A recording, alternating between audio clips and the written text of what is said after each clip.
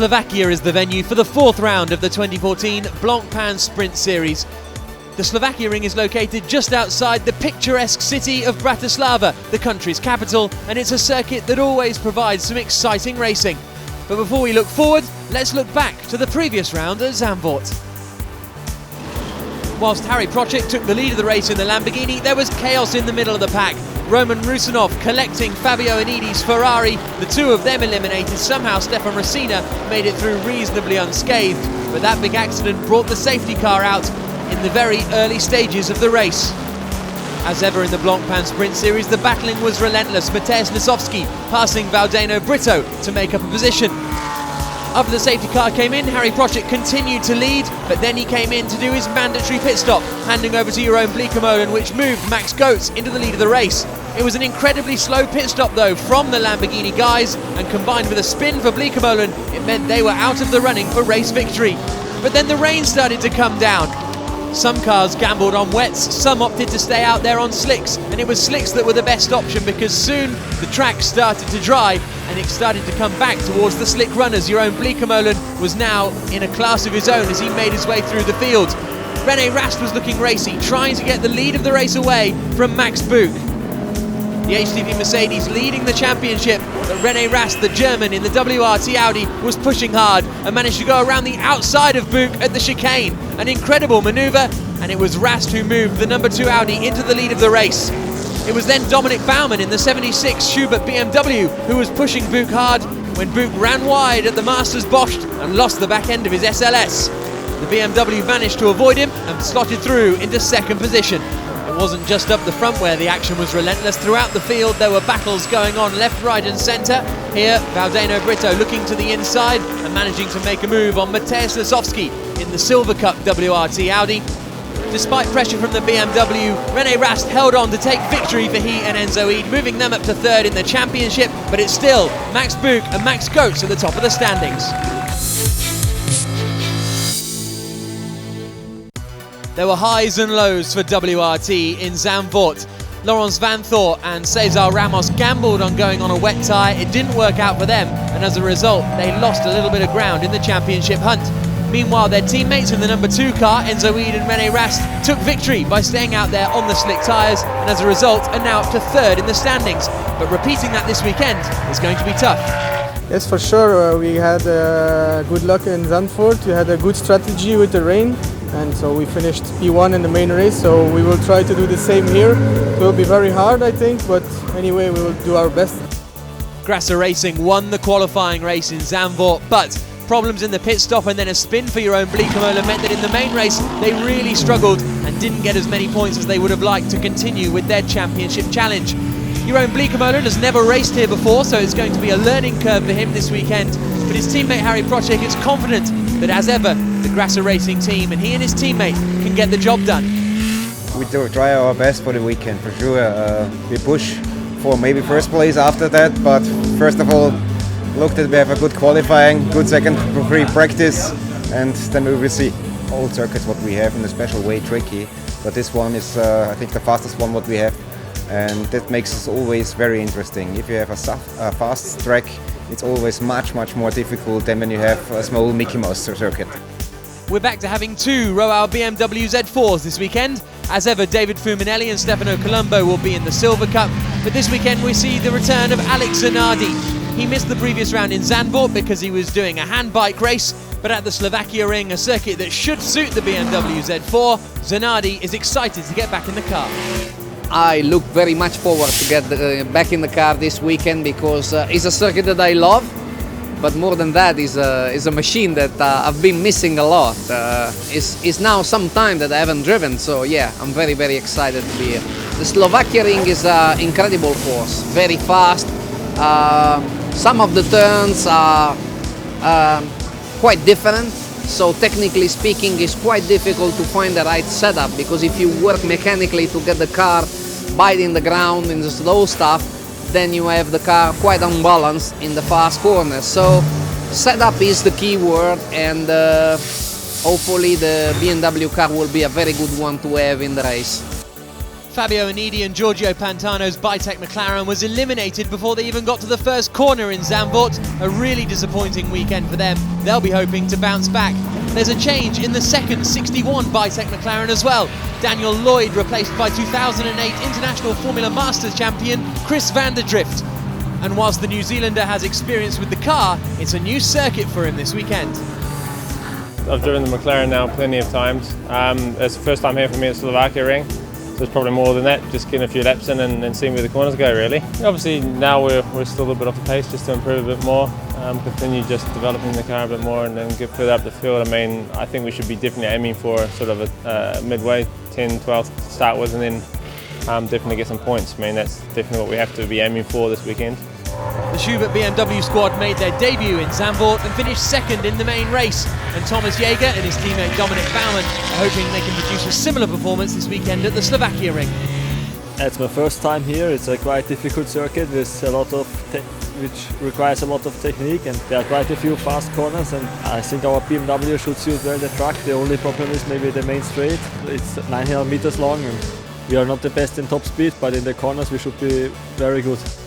Steph Dusseldorp was disappointed with the way his home race went at Zandvoort. He and Sergei Afanasiev no doubt hoping for better this weekend. In the sister championship leading car, Max Buch isn't here at Slovakia ring this weekend. He will be replaced by Nico Verdonk, who will join Max Goetz at the wheel of the 84 Mercedes. I think Audi will be strong like Spa, Lamborghini as well. Blancpain is second, so I think Blancpain will push like hell. I think these two guys, Audi, Rast, Vantor and Blancpain will be very strong. The Czech and the Slovakian combine once again at Reiter Engineering Lamborghini, with Thomas Enger joining Stefan Rosina in the number 88 car. The duo haven't quite lived up to their undoubted pace yet so far this season, but the Slovakia ring seems to suit the Lamborghini car, so they'll be hoping they can perform stronger this weekend.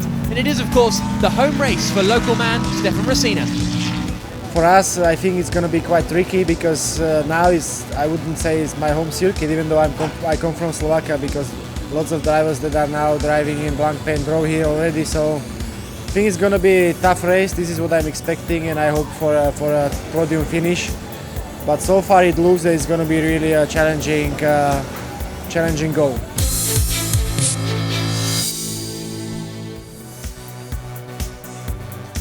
Good afternoon everybody, and it is time for the qualifying race here in Slovakia, the fourth round of the 2014 Blancpain Sprint Series season.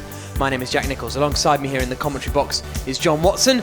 And John, usually when we come to Slovakia it's beautiful blue skies, baking hot, the temperature's there, but there's a little bit of a twist in the air. Well, 22 Celsius, 26 track temperature, but my trusty weatherman, Vincent Voss, the boss of WRT, has seen rain is coming towards the circuit area, and in fact when it starts to rain he anticipates it's going to rain for the remaining part of the day. So 3 o'clock was his anticipation. We wait and see. Certainly it's going to be a real mix-up because the pit stop window opens up after 25 minutes, so if you've got to make a pit stop before the mandatory pit stop to put on wet weather tyres, then make a pit stop to do the mandatory pit stop. Sounds great for the audience, sounds great for us in the commentary booth. It certainly does, especially if we can explain it that succinctly when it all gets going. We just saw there on the left-hand side the pole position car, then the WRT machine of Laurens Vanthor. Alongside him on the front row of the grid is Jeroen Bleekemolen, second place man in the championship. Then it's Rast and Winkelhock on the next row as we go through Max Goetz and David Fuminelli. There on the left-hand side you see Thomas Enger, alongside him Steph Dusseldorp, Alex Zanardi there on the left-hand side alongside Luca Stoltz. Then we have the Fortec Mercedes, which will be started by Aman Ibrahim.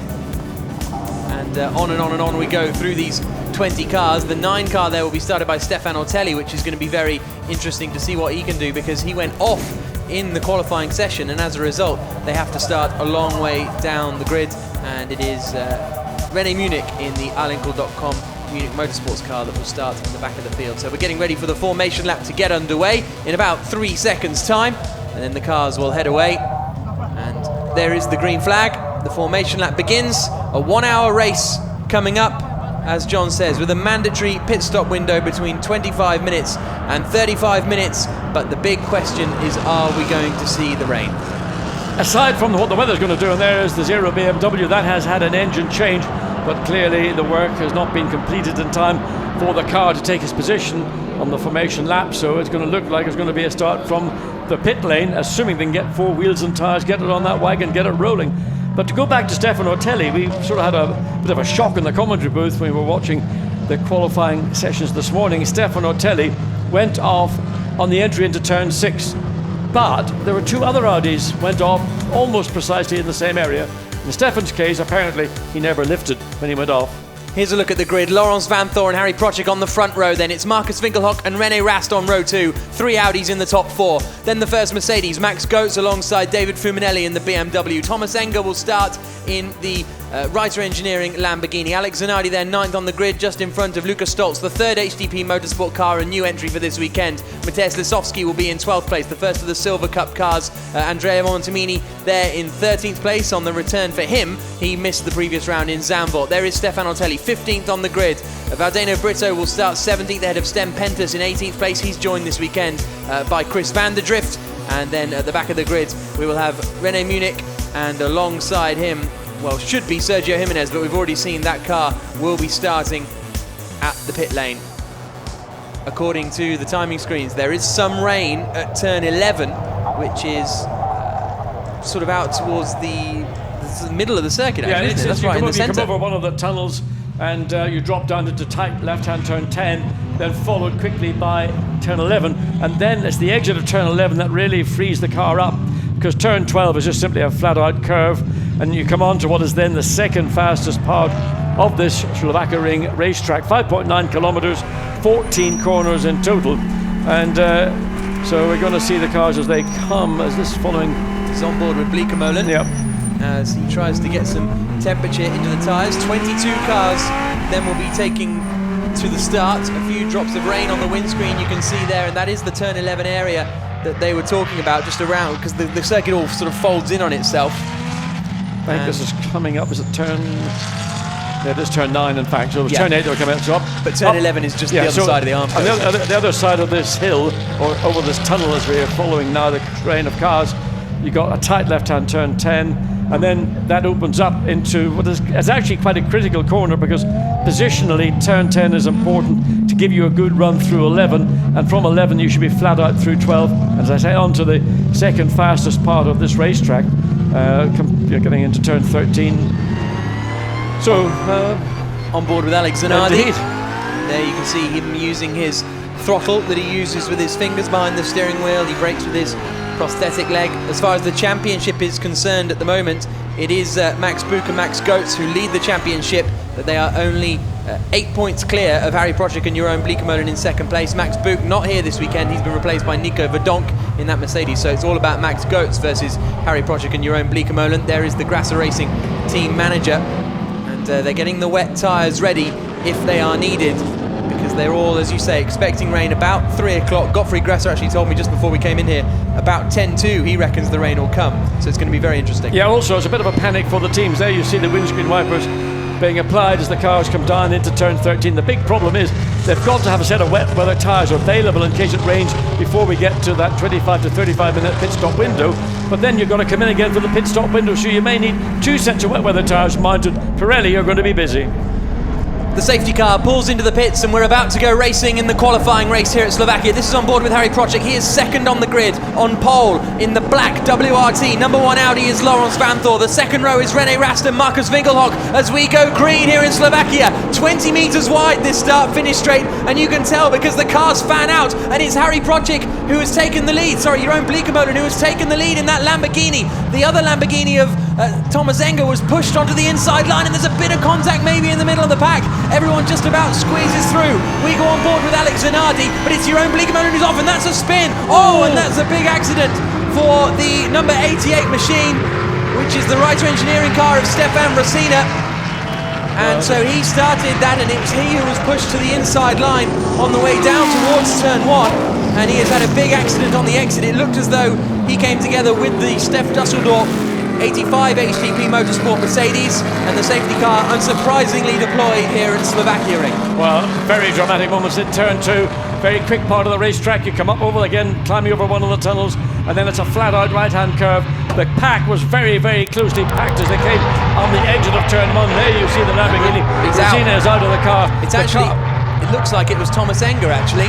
So a bit of misinformation on the screens there, but there you can see the damage he's done to the Armco barrier. But great to see Thomas Enger climbing out of the car. That probably will have to be replaced. The barrier there has been sufficiently damaged that I think they're going to have to replace those sections of the Armco. A big hit. The Lamborghini has stood up extremely well, driver out of it safely, but nonetheless, when you get a bunch of 21, 22 cars all looking for the same bit of racetrack and running competitively, then that is unfortunately sometimes the outcome. So we'll wait and see who else got involved in all that, because I certainly saw a spinning Stef Dusseldorp in the white and red HTP car. We'll try and spot whether he's managed to continue out there on the circuit. According to the timing screens, Van Thor is back in front of Bleekemolen as well. So in the lead of the race, that may well have changed, but this could be, well, a long safety car period, potentially even we might have to sort of pause the race whilst we get sort of restarted. Now here we come then, out of the final corner, and so across the line they come, and it's actually Bleekemolen leading then. Second is Winkelhock, Rast is third, Pantano is fourth, but you can see we're going to have a major recovery operation here at the Slovakia ring. So here's a look at the replay, John, and Enger initially gets squeezed onto the grass. Well, he comes on the right-hand side of the racetrack trying to make space. Lawrence Van Voort pushes him wide, but Enger keeps his foot in it again. Coming out, the Lamborghini of Bleekemolen sweeps into the corner. Suddenly, Enger's got to get out of it, and he's been pinched on the inside. He got pinched on the way down. So now you've got cars two abreast. Now look, there's battling. the contact. So that's suddenly, and that's what began the whole process. In fact, it happened before they even got anywhere near turn 2.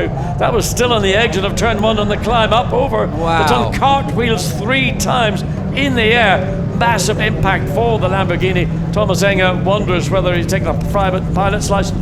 There again, you can see the damage to the barrier, the big hit.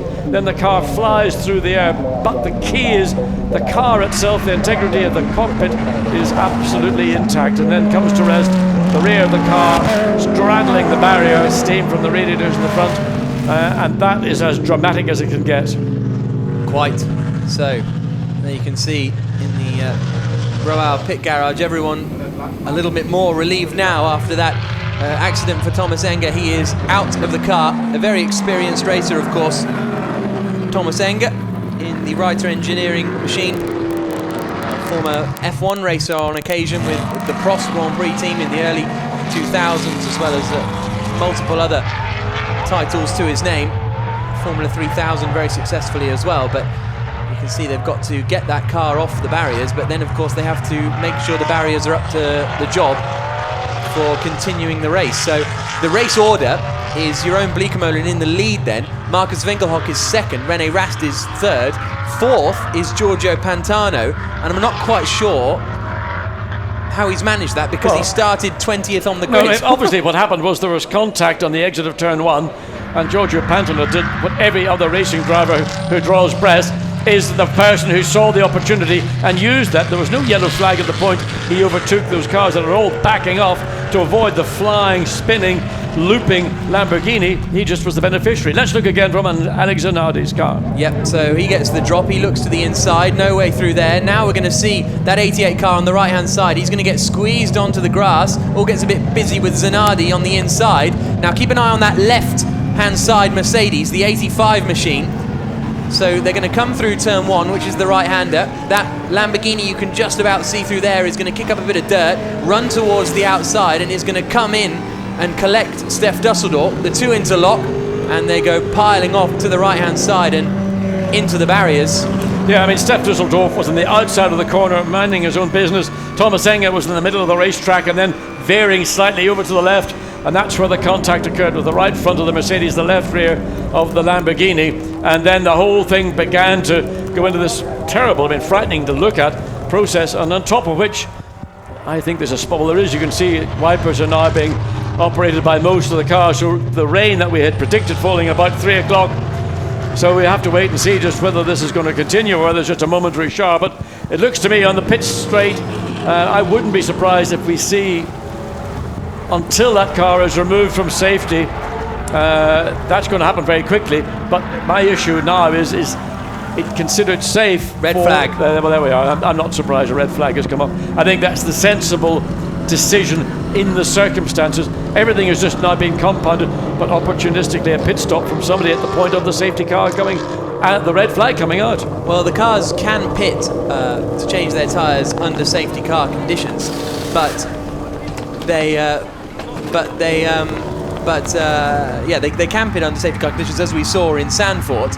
But the point is, I think you then have all the field coming into the pits, and it's really starting to rain quite hard now. So here we're looking at the replay of the start again. On the inside line there is Thomas Enger in the black Lamborghini, and that's where Rene Rast gets through up into second place. Then there's a bit of a kerfuffle here, and then the contact occurs, and the two cars go hurtling off towards the left-hand side. Enger almost gathers it together. Well, it hits the back of the Audi, who was just to his right, and hitting the Audi was then what speared the car literally off the track to the left.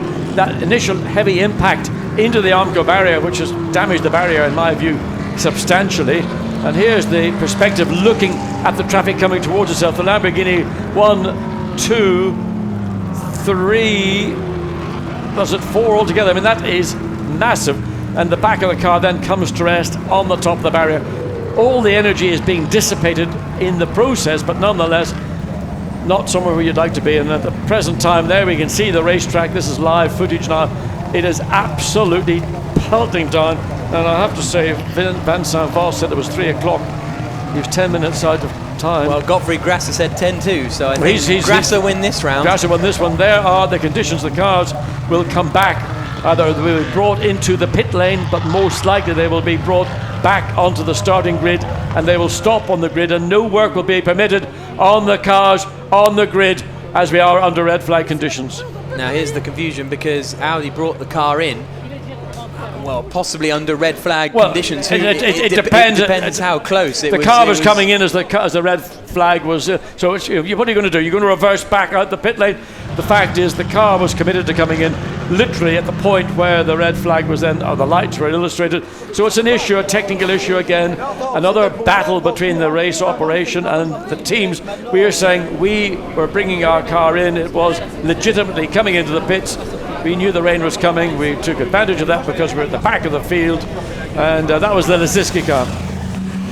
So the race has been stopped here in the Slovakia ring to repair the damage after a big accident for Thomas Enger. He is okay. There's Olivier Panis also just standing in the back of the Audi garage. We thought we caught a glimpse of him in the blue parka jacket. Races occasionally with WRT, competed in the Spa 24, I think with Hexes a couple of years ago, Olivier Panis. But he's here at the Slovakia ring watching on.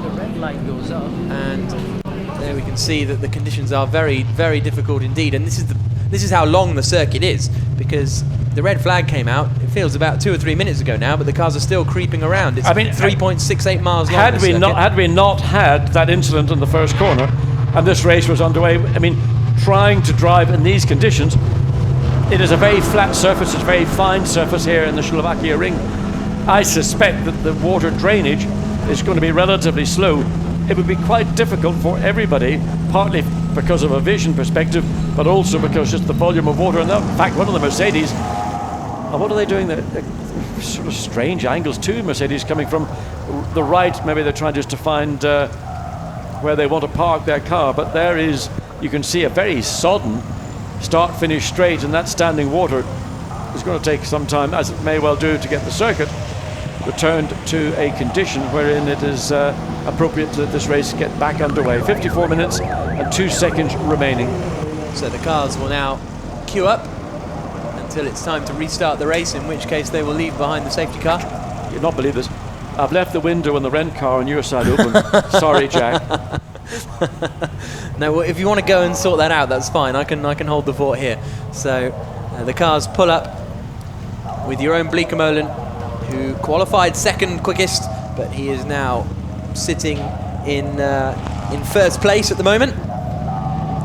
But we will have to see how quickly we can get this race going again, because the barrier repairs are obviously the most important thing. They will remove Thomas Enger's car, and that won't be too much of a drama, but the damage done to the Armco barrier there on the exit of turn 1 will be the issue. There is the truck about to remove Thomas's machine.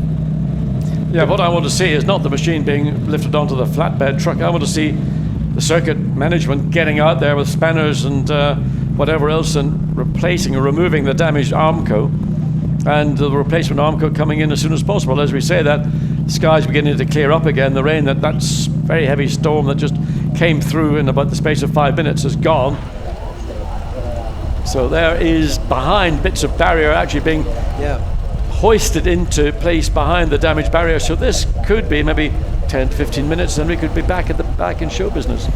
Right, well, it might be time for you to tell us about your fish before too long. But there you can see the barrier repair work going on. It's not a particularly long stretch of barrier that needs to be replaced, at least.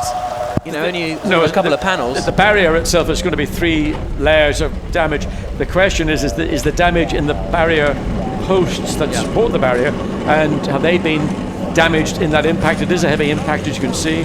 Now, I don't know what one of those corner workers was doing, digging up gravel, looking at going to try and fill the hole and assume it might vanish with gravel. I don't think that would be necessarily appropriate.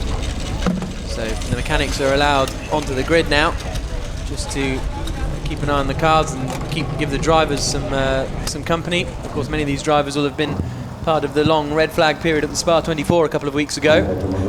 One of the troubles in these conditions is you've got a warm car, you've got a warm driver, you've got cold ambient because of the rain, steam inside the car, windows start to mist up. So you've got to tell your driver to stop breathing less heavily and just get back to normal as quickly as possible.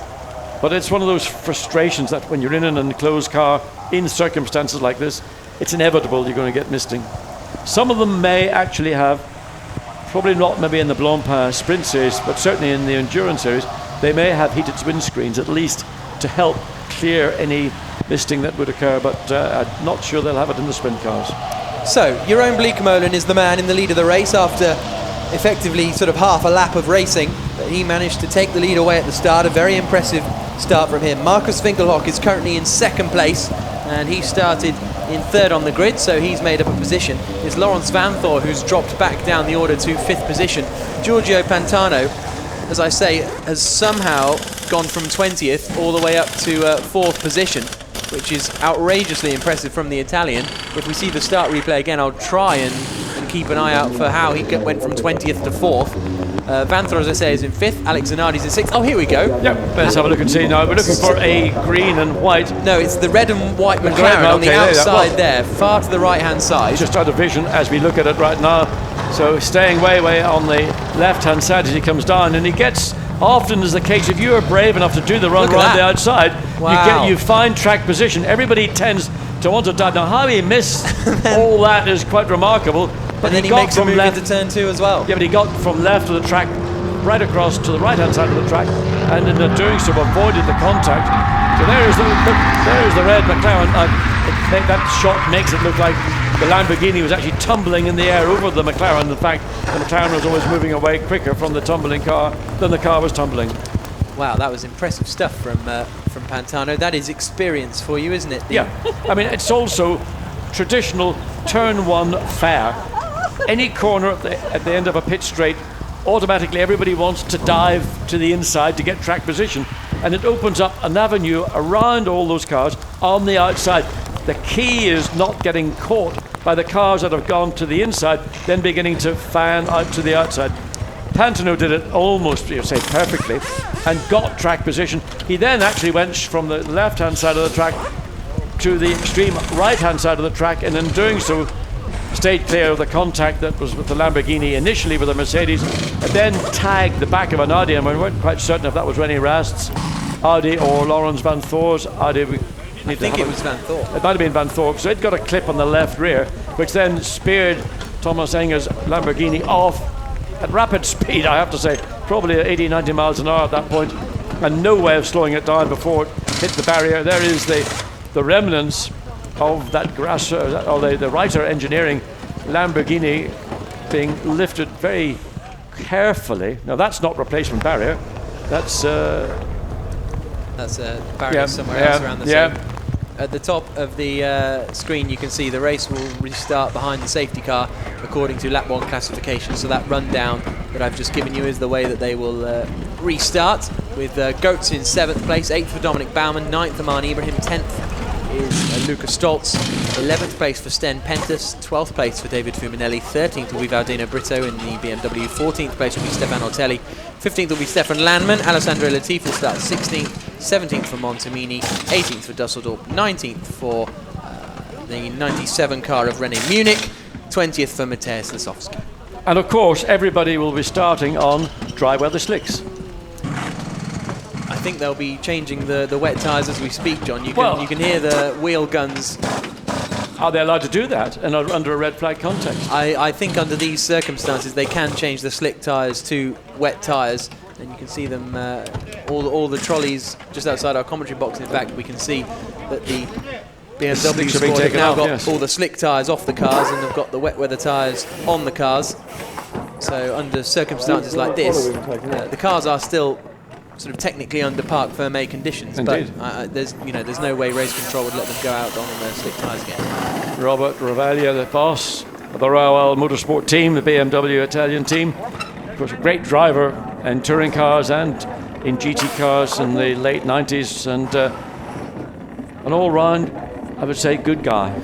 He was pretty vital in getting Alex Zanardi back in the race car. It was sort of his idea, really. He called up Zanardi and said, do you fancy racing some GT3 machinery? And Alex, who we can see there, was very keen to get back in the cockpit, and a wonderful performance in the main race at Brands Hatch. Saw him finish in 5th place, having started right down the back of the field. And you can see Zanardi there. But just, I mean, that's you can see the perspiration on his face. That's simply after 1 and a bit laps. Not even 1 and a bit laps. Literally half a lap. And when you're in the car and you're in action, as it were, your body temperature, everything is at a different level. So he's now got his helmet off, which is going to help, of course, in getting him cooled down, but also probably assist in not getting too much steam inside the car, too much moisture on those windows. A bit of now, is that the consequence of the compact? Quite possibly, yeah, it is. That's the left rear. There you can see the damage where the Lamborghini came back, having been hit by the Mercedes-Benz. It came back into the middle of the track, caught the back of Laurens van Voor's car, and quite a lot of tape actually being applied. And the trouble is, it's going onto bodywork, which needs to be thoroughly dried off to ensure the tape sticks and stays in place. Yeah, you can see all the cloth that they've got down there, and so they seem to be reasonably happy with the bodywork. We're going to have a replay of the start again, and let's try and keep an eye on that left-hand side Audi of Laurens van Voor. We're going to see exactly where he got hit as they came down towards turn 1. He didn't get a bad getaway, Van Voor. No, but he just got a rocket ship start. I mean, Blancpain just got a good drag, and look at Thomas Enge. I mean, almost up alongside Van Voor as they come, but of course Enge on the inside's got to get out of it a little bit sooner. Van Voor's got the more shallow line in, and then you see the other Audi, the white one, side by side with Laurens van Voor. Then the Mercedes. Van Voor gets a slow drive out of turn 1, and here's the contact there. Yeah, but it's just Thomas Enge in the middle of the track running out to the outside of the track. Suddenly he doesn't realise that Stef Dusseldorf, quite legitimately, doing what many drivers do, is take the long way round. In other words, go around the outside. But the danger of doing is you put yourself in jeopardy from a car that is coming from right to left in the case of the right-hand corner at the end of the pit straight, and the consequent damage. But that is extreme.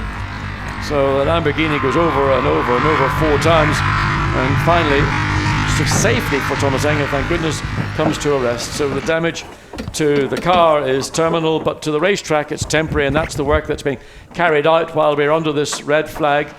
So you can see bits of grass from the car of Stef Dusseldorp. So he got shunted a little bit off the track on the exit of turn 1, and large doesn't seem to have much damage though, does it? No, it doesn't, but it doesn't have to be so much, because the car at that point sort of tippy-toeing around the outside anyway. So large turfs being dug from the left side of Stef Dusseldorf's Mercedes. So there'll be 54 minutes and 2 seconds remaining when we get going again. There's the Reiter Engineering Lamborghini, and I said in the top of the show that they haven't quite shown the sort of pace that the two drivers undoubtedly have, but unfortunately they haven't been able to show that here either. And there you can see the track is looking reasonably tidy. What they've done is they did shovel a whole load of gravel into the gap in the Armco barrier, and what they've done is they've taken tyre bales from somewhere else and mounted them in front of the barrier. And in the meantime, you've got a couple of cleaners on the circuit clearing up all those turfs that got thrown onto the circuit, principally by Steph Dusseldorf's Mercedes coming back on again as the car as the car, and there's how many wheels? There's 2 and a bit wheels on Thomas Enger's wagon as it is drawn or taken back by the truck, and that'll go back into Parc Ferme, and we're continuing. The concern, of course, is not just gravel and stuff like this, it's the potential of carbon fibre, shards of carbon fibre from that impact being ejected all over the exit of turn 1 up over the bridge. So great care is taken to ensure that those areas of the racetrack are clear of carbon fibre shards. They've released Mateusz Lisowski from the pit lane after he came in just as the red flag was coming out, and I don't know where he's going though. So he's going to slot in 20th. Well, he should slot in 20th place in theory, which is just in front of the last BMW team. Oh, I see. Okay, so we are seeing the classifications on lap 2 on the timing screens, but it'll be from the classifications of lap 1, which will reasonably be the same, except for Lisowski, because he would have come into the pits and then dropped down the order during the classifications that we have, if that makes sense. So most of it is going to be as it is, because it came out behind the safety car, except for Lisowski. So that's just cleared that little interesting anecdote up. The 10-minute board has been shown a couple of minutes ago, so we should be getting underway probably about 3:15 local time, and you can in fact see the local time on the very nice big clock by the starting light gantry. So not too long now before we get racing back underway, and I have to say, considering the accident of that size, that's quite an impressive turnaround. Well, I mean, what the circuit has done is, rather than replace the barrier, they have opted to shovel a whole load of gravel into the hole, which we saw one of the corner workers doing, and then they've placed a tyre bale at that part of the barrier where it has been damaged, and there's quite a gap between the second and bottom there, the middle and bottom there, but clearly, that's been deemed to be satisfactory, and let's hope it doesn't get put to the test. So Zanardi getting his helmet back on, and he will be resuming in 6th place. So he managed to get in front of his teammate Fuminelli at the start. Fuminelli, who started in 6th place on the grid, is now running down in 12th position, so he lost out at the start of the race as well. It really was, and you always get that here at Slovakia. It always just gets a bit congested into that first corner. We had it here last year. I think Peter Cox got pushed off, as did Alan Day in one of the HTV Mercedes, just because they can almost go 5 or 6 wide down into the first corner. But it's always the same old story.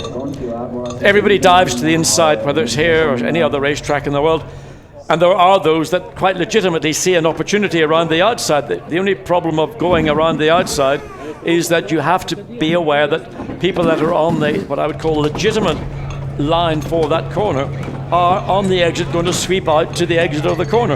And if they're not looking to their left, they're looking either directly ahead or who's coming up, maybe up their inside.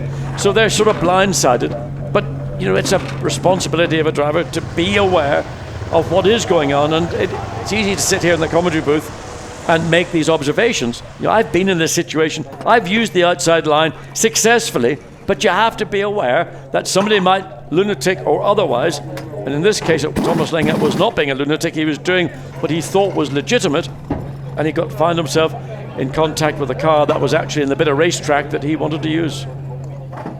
So there you can see the car of Stefan Otelli. We saw him drying off his boots and climbing back inside the cockpit of that WRT car, and pretty soon the race will be restarted once again, and it'll start behind the safety car in single file. There's René Munich down towards the back of the order, 19th place for him, Well, it'll be 20th actually once the cars get up and running. And great to have All Inkle back, the 2012 FIA GT1 World Champions, returning to the Blancpain Sprint Series just with one car and one driver. René Munich, you can do one driver if you are in the bronze categorization of driver. You could say that he's dipping his toe in the water. You could. But I shouldn't really, should I? So the car's getting ready to head back out. There's the car of Sten Pentus and Chris van der Drift. And it is Sten Pentus who is driving that car. How much progress did he make? So he managed to get up to 11th place as well, from down in 18th on the grid. So both the Bitec McLarens making very impressive starts. But it's Jeroen Bleekemolen who will lead the way. And that was the 5-minute klaxon, so 5 minutes. I mean, not only is he going to lead the way, he's got no other visibility problems. He's going to be the first car across the line when this line of cars restarts this event.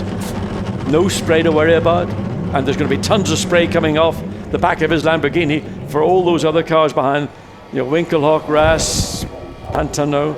So let's hope that everybody is now more aware of what can happen in turn one, but it will be a lot less complicated due to a single file start.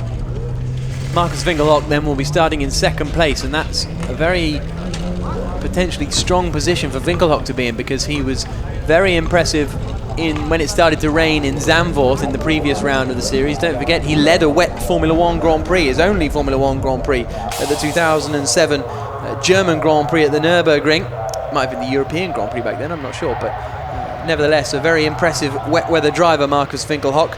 So he's going to be one to watch out for. And will we see a sort of bottleneck form behind Giorgio Pantano in 4th place? Because that Bitec McLaren qualified in 20th position. So to be up there in 4th, and might not be able to have the paces of the likes of Laurens Vanthoor and Alex Zanardi behind. In fairness, he had plenty of squirt coming down start finish straight to stay on the left hand side and get himself into a very good position on the entry into turn 1, the right hand turn 1. So whatever the McLaren performance reasons are, certainly under acceleration up to turn 1, it didn't get dropped by the rest of the field. So just 3 minutes to go now before the race is restarted. As the safety car pulls away, the clock will start to tick again, and I mean, in theory, we'll just get one lap behind the safety car. So this race has had, 5 minutes and 58 seconds, and we've got to go to 25 minutes before the pit lane opens.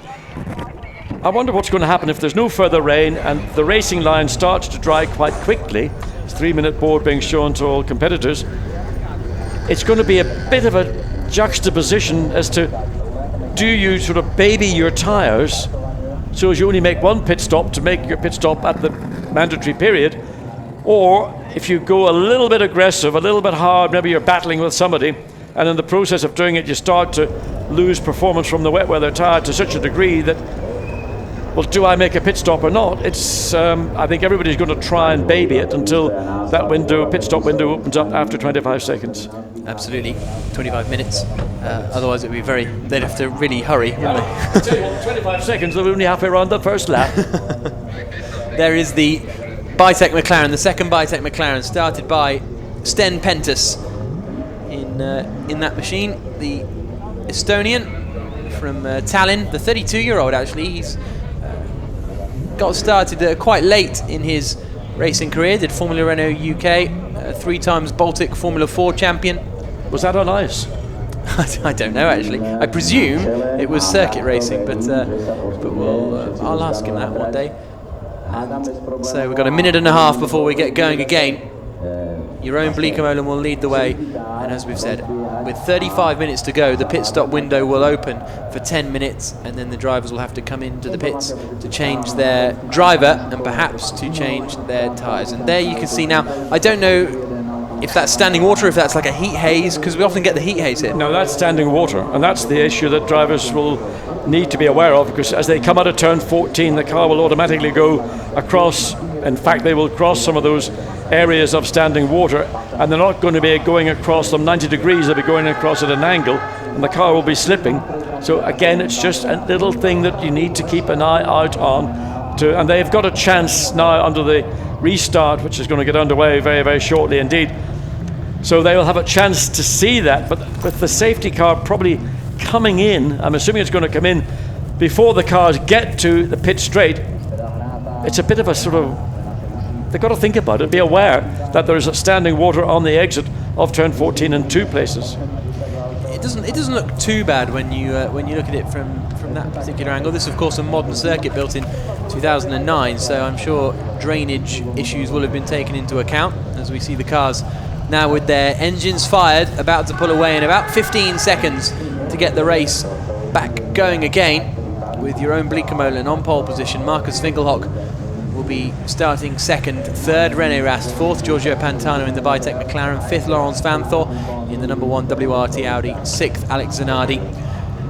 So the race clock resumes with 54 minutes to go as the race restarts behind the safety car after that big crash for Thomas Enger. He's out of his car, he's absolutely fine. The circuit are happy that they've repaired the damage to the barriers, and so we have now restarted. All the cars have changed onto the wet weather tyres. They were on slicks when the red flag came out, but they've been allowed to change to the wet weather tyres, and that is Jeroen Bleekemolen in first place. In second place is Marcus Winkelhock. Third is René Rast in the WRT Audi. Fourth is Giorgio Pantano in the Bitec McLaren. There in seventh place is our championship leader Max Goetz, just in front of Dominic Baumann in 8th position. Aman Ibrahim's up there in 9th place and currently leading the Silver Cup category, and they have yet to win in the Silver Cup so far this season, Aman Ibrahim and Miguel Toro, so that would be good if they could hold on to that. But the spray is looking pretty tricky out there. Yeah, that's going to be a problem because there is actually a lot of water, standing water, although it isn't actually lake-like around this part of the racetrack. It is still a very saturated circuit, so visibility, once the lights go out and this race gets back underway, for everybody behind Jeroen Bleekemolen is going to be an issue, and certainly those in the midfield to the tail of the pack coming up into turn 1 are going to have to be vigilant, because they are going to have to be prepared to take avoiding action. If one car should happen to get out of shape, then everybody else is going to have to be prepared to take avoiding action. And even as they come through turn 3, you can still see areas where there are little riverlets running through. Now coming up into turns 4 and 5, the right hand turn 5, then into what was in qualifying the troublesome turn 6 for a number of the Audi drivers. In these conditions it shouldn't be an issue. So through come the cars, you can see them almost going side by side to try and get some visibility.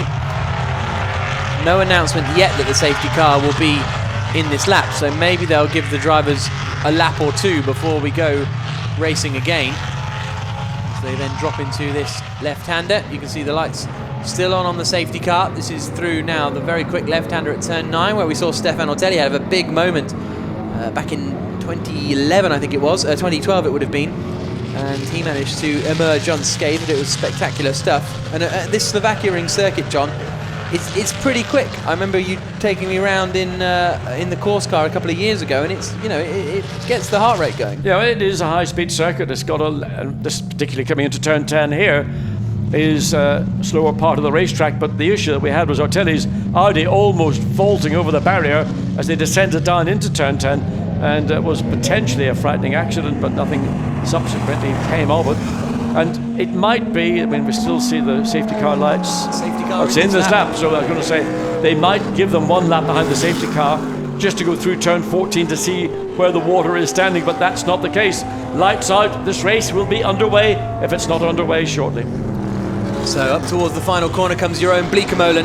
The safety car pulls in after the red flag period here, after Thomas Eng's big crash, but already Jeroen Bleekemolen has stamped on the gas pedal and he is on his way, leading in the Grasser Racing Lamborghini as we start racing again in Slovakia. In second place it's Marcus Winkelhock in the Phoenix Audi. René Rast is right up behind him in the WRT Audi, but look at the visibility. Very, very difficult on the way down towards the first corner. Winkelhock is having to defend because Rast is looking to the outside. Nothing he can do about the German in front of him just yet, but he might try and get the cutback coming up into turn 2. Has he got enough of an overlap on the inside of the Phoenix machine? Doesn't look like he quite has as they come towards the right-hander. It's going to be very, very close, but Rast holds it on the inside line and takes second position, but Winkelhock's still going around the outside on the exit of 2. Down towards the hairpin now of 3. Great racing between two very experienced drivers. Surely now in the heavy braking zone, Rast will be able to get the job done. Still Winkelhock's holding on, but there he goes, through he goes. Very wide in the background, there goes Alex Zanardi, but René Rast is up into second place. That's brilliant for Jeroen Bleekemolen, because he's managed to pull away from them. Means gaps over a second now. Yeah, indeed, that was very good driving from Winkelhock and from René Rast, because they were battling over the crest into turn 2, side by side into turn 2, out of turn 2 and down into turn 3. So easy in these conditions to make a minor mistake that could lead into significant contact.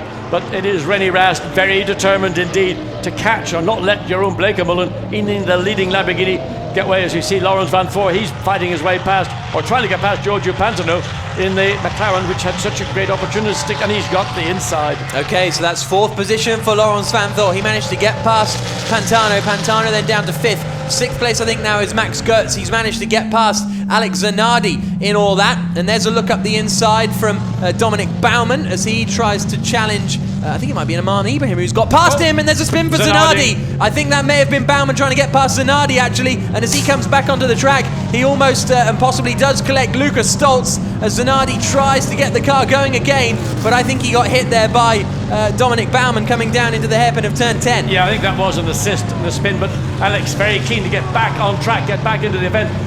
Drove literally right across the racetrack, and poor Stoltz coming down in his Mercedes had nowhere to go. Turned sharp left, and the two cars had slight contact, but both continue. But again, one of those moments in difficult conditions. And now Pantano's under pressure because he's got Max Goetz right up behind him. The gap for the leaders come down to just 0.6 of a second. René Rast was the quickest man of anyone in the 2nd and 3rd sectors once he'd got past Marcus Winkelhock. There is the move from Max Goetz. He goes past Giorgio Pantano, so the Bitec McLaren starting to slip back as we feared it might. He went from 20th to 4th in the opening 2 corners, but now he's starting to go the other way. But that was tippy-toe stuff from Maximilian Goetz as he got that battle with Pantano in the McLaren. He just got round the outside of the corner, right on the very edge, kept it in control, and Giorgio Pantano, who benefited from that great start. Let's look again. Now here we go. We're going to get a Zanardi, tap from wait for the tap on the left rear as he comes down into turn 10. That was a bit rude, wasn't it, Alex? You did nothing to deserve that. Now, Alex gets it into first gear, drives across the racetrack. There's the Mercedes coming down, slaps it sort of almost side on, and confusion and mild panic, I would think, for Stoltz. Of course, when Zanardi's turning the wheel full circle like that, he can't really access the throttle, which is possibly part of the problem as he tries to recover there. But Jeroen Bleekemolen, it is leading the way. What's his advantage? It's only a couple of tenths of a second, really, over René Rast. Bleekemolen was quicker in Sector 1, but it looks as though Rast has been quicker so far in Sector 2. And there's a look from Baumann. He goes past Giorgio Pantano now. So that is going to be 6th place, I think, for Dominic Baumann. And Pantano drops down into 7th spot as they all try and make their way up the order. And Max Goetz has just set the fastest first sector of anyone. I think the difficulty that Giorgio Pantano's got is he's got a car that would probably work really well in dry conditions. In these wet conditions, the car just isn't giving him the feedback, the confidence to maintain his position. And I suspect that might be a case also with Jeroen Bleekemolen, who's fallen really into the arms of René Rast, who has been hunting him down since this race got underway some 5 minutes ago. This is Valdino Brito under attack from Aman Ibrahim, looking to the inside, and around the outside of them is coming the car of Mateusz Lasowski, the Silver Cup WRT machine. But where's he gone? Where's he gone? He's there in he the is. gravel. He's in the gravel. I realised he wasn't there, and more big turfs kicked up onto the racetrack. And so that's not gone well there as they come across the line now. And that was actually Stefan Ortelli, my apologies. It was Ortelli who went wide, not Lasowski. I thought it was Lasowski challenging them, but it was Stefan Ortelli who tried to go around the outside, but ended up bouncing through the gravel trap. So Jeroen Bleekemolen leads, half a second ahead of René Rast. 3rd is Marcus Winkelhock. 4th is Laurens van Voor. 5th is Max Goetz. 6th is Baumann. 7th is Pantano. 8th is Brito. There you can see the order coming up at the bottom of the screen now as they come through the first sector timing screen, and Laurens van Voor has just gone 0.6 of a second quicker than our race leader in Sector 1 alone. Impressive stuff from Van Voor, but it's Bleekemolen here in the Grasser Racing Lamborghini who's leading at the moment. Well, Laurens van Voor has got a little bit more visibility, and he's not literally running right under the rear wing of a car ahead of him, but there is, perhaps he couldn't get any closer than that. René Rast almost shoveling up the back of the Lamborghini as they come through turns 8, then into this uphill and up the inside. Can he make it stick? Not quite. He hasn't quite got enough of an overlap there as he tried to nose his way past. Yeah, into turn 8 now, turn 9. Not somewhere you'd expect to see an overtake manoeuvre. Under brakes into turn 10, probably too far back, but not to say he won't have a look, because he's putting the car in that position. He's going to have a look at it. Oh, but Bleekemolen sees him coming, leaves him enough room for there not to be contact, but is that going to compromise his run out of this sequence of corners now? And Rast may have an opportunity going down towards the penultimate turn. Out now, onto the back straight, almost nothing between them, maybe a car length, maybe half a car length now. Bleekemolen will surely have to defend as he comes down into the penultimate corner. Rast is going to look towards the inside, but he's still not quite close enough. Bleekemolen goes a little bit wide and Rast sees the inside line and forces his way past. Rene Rast takes the lead of the qualifying race here in Slovakia, sees the gap, gets it done. Yes, and I think the reason is that you see the Lamborghini, as in the case of the McLaren, great dry weather setup, not quite as good in the wet weather, and that's where the Audi is scoring. We're seeing Rene Rast take the lead of the race. Laurens Vanthoor flying in 4th place. Look at the spray, look at the clouds. I mean, they're pretty much to the far side of the circuit. Nevertheless, it wouldn't be a surprise before rain would fall again before this race is finished. Yep, it doesn't look like it's raining at the moment, but Rene Rast is now in the lead of the race, and only half a second behind these guys is Marcus Winkelhock, with Laurens Vanthoor closing in pretty rapidly as well. But look at and off that Steph Dusseldorp. Yes. A difficult weekend for him and a difficult race for him, but just gets worse and worse, and this may, I fear, cause a safety car if they can't get it out live. I think turn 13, just at the pit lane entry, you can see, and he's getting out of the car because it is beached. There's nothing he could do, and we don't know, but it's further back in the field. No, this is second place. This is Winkelhock, who has had fastest sector times in his pursuit of second place. Again, right on the back of the Lamborghini does the Winkelhock Audi, and this is the Phoenix Racing car. Has it got the same kind of performance in the lower speed corners that we saw from Rene Rast? Here they come, the tight and twisty sections of this circuit before the quick left-hand flick into turn 9. Rene Rast is starting to edge clear, only by a couple of tenths in the first sector, but enough to give himself a bit of breathing room. But Marcus Winkelhock tucked right under the back of the Lamborghini of Jeroen Bleekemolen as they then drop down into turn 10. Side-by-side action here as Giorgio Pantano loses out of position to David Fuminelli in the 34 Silver Cup Roa BMW. And so that is a change for 9th position. Fuminelli up into the top 10. Brito and Ibrahim have recently got past, so Valdena Brito's 7th, and it's 8th place for Romain Ibrahim. Back to this battle. Yeah, it's the 4th car in this battle, the one to keep an eye on. Laurens Vanthoor has closed up, or is closing up to the tail of Marcus Winkelhock in 3rd place, and essentially now the pace of these leading 3 cars being dictated by Rene Rast, who had the pace to get ahead of the Lamborghini, has opened up just under half a second of an advantage on the previous lap, come across the start-finish line. It's up to, well, just under a second. So Rast has taken 0.5 of a second of an advantage out of the Lamborghini in second. You've got Winkelhock all over the back of the Lamborghini, but it's the 4th car, the one that I'm watching. There it is, Laurens Vanthoor.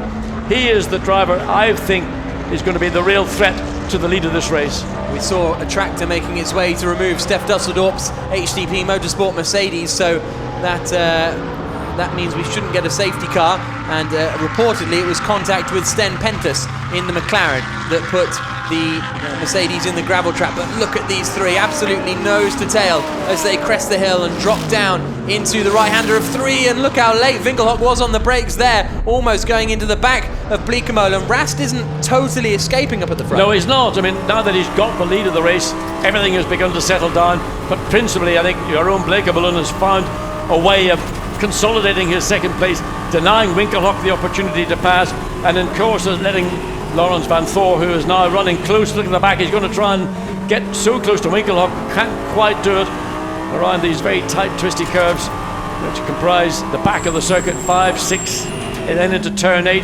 There's more runoff on the exit of turn 8, but you don't really want to get too close to it. Painted red and white lines, always much slipperier after rainfall. Then into quick turn 8, it's got to be a bit of a breathe. It's not flat out as it is in the dry.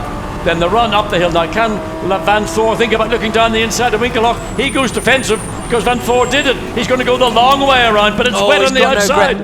Couldn't get that stopped, could he, Laurens Vanthoor? I thought he was heading to the gravel trap for a moment, but he just managed to get the car stopped in time as he attacks Marcus Winkelhock in front of him. The Phoenix Audi of Winkelhock. We're on board with the WRT car of Laurens Vanthoor in 4th position at the moment. He'll be handing over to his teammate Cesar Ramos when the pit stop window opens in just 4 minutes' time. And it doesn't look as though it's going to be dry enough, surely, for slick weather tyres, but we'll look into that a little bit later. Little dab on the brakes mid-corner from Winkelhock to get himself straightened up and back on the throttle. And all this means that, let's not forget Max Goetz and Dominic Baumann, they're coming with them. Yeah, I mean, again, the pace is being dictated by René Rast, but he's not pulling away. The gap is gained a 1/10 of a second overall, but the reality is it's nothing. And Jerome Bleekemolen consolidating in 2nd place. Marcus Winkelhock having his pace basically dictated to by Jerome Bleekemolen. And now we see this battle for 4th place or 3rd place, whichever way you look at it, between Laurens Vanthoor. Vanthoor got a really good sniff of 3rd place down into turn 10. He chose the long way around and he had to sort of go through the puddles to do so, and didn't know when he just runs so wide coming out of turn 2.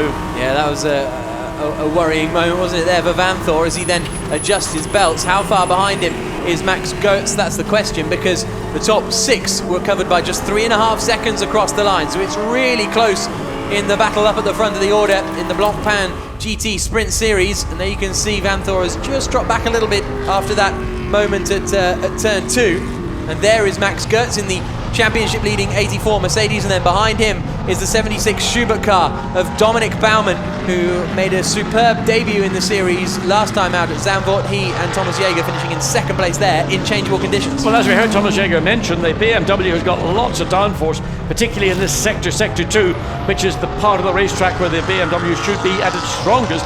And that's what Dominic Baumann is trying to do, use the benefits of the BMW where it is competitive, and he's now running almost under the rear wing of that Mercedes-Benz of Maximilian Goetz in 5th place. A little look there at David Fuminelli, still doing battle with Aman Ibrahim, and in fact he's in front of Aman Ibrahim now. So this is the battle for the lead in the Silver Cup, and Fuminelli has taken it away from Aman Ibrahim. The Silver Cup is for silver-rated drivers under the age of 25, and if they do well they can win a huge amount of prize money. And so Fuminelli and Colombo have already made quite a decent earning so far this season, and they're being joined as well by, I think that's Stefan Ortelli coming into the action at the back of it. But there is our 6th place man at the moment, Dominic Baumann, right up behind Max Goetz. But it's easy to be nose to tail, but making that manoeuvre is a different kettle of fish. Dominic Baumann is certainly the driver who is probably best positioned of all the lead 6 cars to make a move, and that's going to be in Maximilian Goetz, and he's got to choose the part of the racetrack where he thinks he's got his strength. And he might think about diving down the inside into turn 1 if he's close enough, but he opts to go to the outside. Now, whether he thinks he can sweep around the back of the Mercedes, but there is 2nd, 3rd and 4th. Look at Laurens Vanthoor again up the hill, trying to go the long way around as they come into turn 2. Can't quite do it though, but he got a really good run through the first corner. Very difficult to see. Raining like mad this part of the track. Yeah, it's really, really challenging conditions out there for the drivers. The pit stop window is about to open, and it's Jerome Bleekemolen about to lose out to Winkelhock, because Winkelhock is right up behind him, looks to the inside line, won't quite be able to get the overlap. Vanthoor goes a little bit wider to try and carry more speed in, but there's nothing he can do about it either. Now, is there any way the track's going to dry up, or should these guys pit and get some clear air and clear visibility for their teammate? At the minute, the first half of the circuit is tipping it down. And I mean, just looking around different parts of the circuit here in our commentary booth, looking out the windows, the rain is hitting the windows, not heavily here, but much, much worse just on the exit of turn 1, turn 2, all that end of the circuit. The rain is falling heavily, and it's just a condition that was going from wet to sort of a drying line. Now that's disappeared again. So if you're Laurens Vanthoor, do you come into the pits, hand over to Cesar Ramos, and he then has some clear track to work with? I would say that's a pit lane decision. John, we have you here for your insightful comments. Oh, you want my opinion? Yeah. Well, if I was in the seat of the car, I'd have been passed by now, because, you don't waste time hanging around behind another car. You get in, do the job, move on, do the next car. That's how you are if you want to get progress. Jerome Bleekemolen is really starting to struggle now. He was 0.6 of a second slower than René Rast in the first sector alone, and then another 0.6 in the middle sector. Rast in the Audi is starting to pull clear, and Bleekemolen is starting to frustrate the cars behind. It's still the same order. 3rd place, the number 6 Audi of... Oh, and there's Stefan Ortelli off again, and that is turn 8 that Ortelli has gone off at, and unfortunately that is probably the end of his terminal. race now. I mean, I'm going to give Stefano Telli a bucket and spade. He's enjoyed the gravel all day here today, Slovakia ring, and I mean, that's just, again, an incident, driver incident, no doubt. Look at the rain. It is heavy. I mean, it is absolutely lashing down. And again, you can see it's just a blackout. It's all on the inside, Winkelhock. Winkelhock goes through. Does he pass Bleekemolen, or is there more grip out there on the outside? This is incredibly close, and Winkelhock goes through. Into second place, we go on board with Vanthor. He can hardly keep the car in a straight line as he swoops through to take third position away. This is torrential. Well, I think we may well see the safety car being deployed. There's a yellow flag being shown. I don't know, that's because of oh, there it is. Baumann. Bauman's gone off. And that is a real shame for the young Austrian.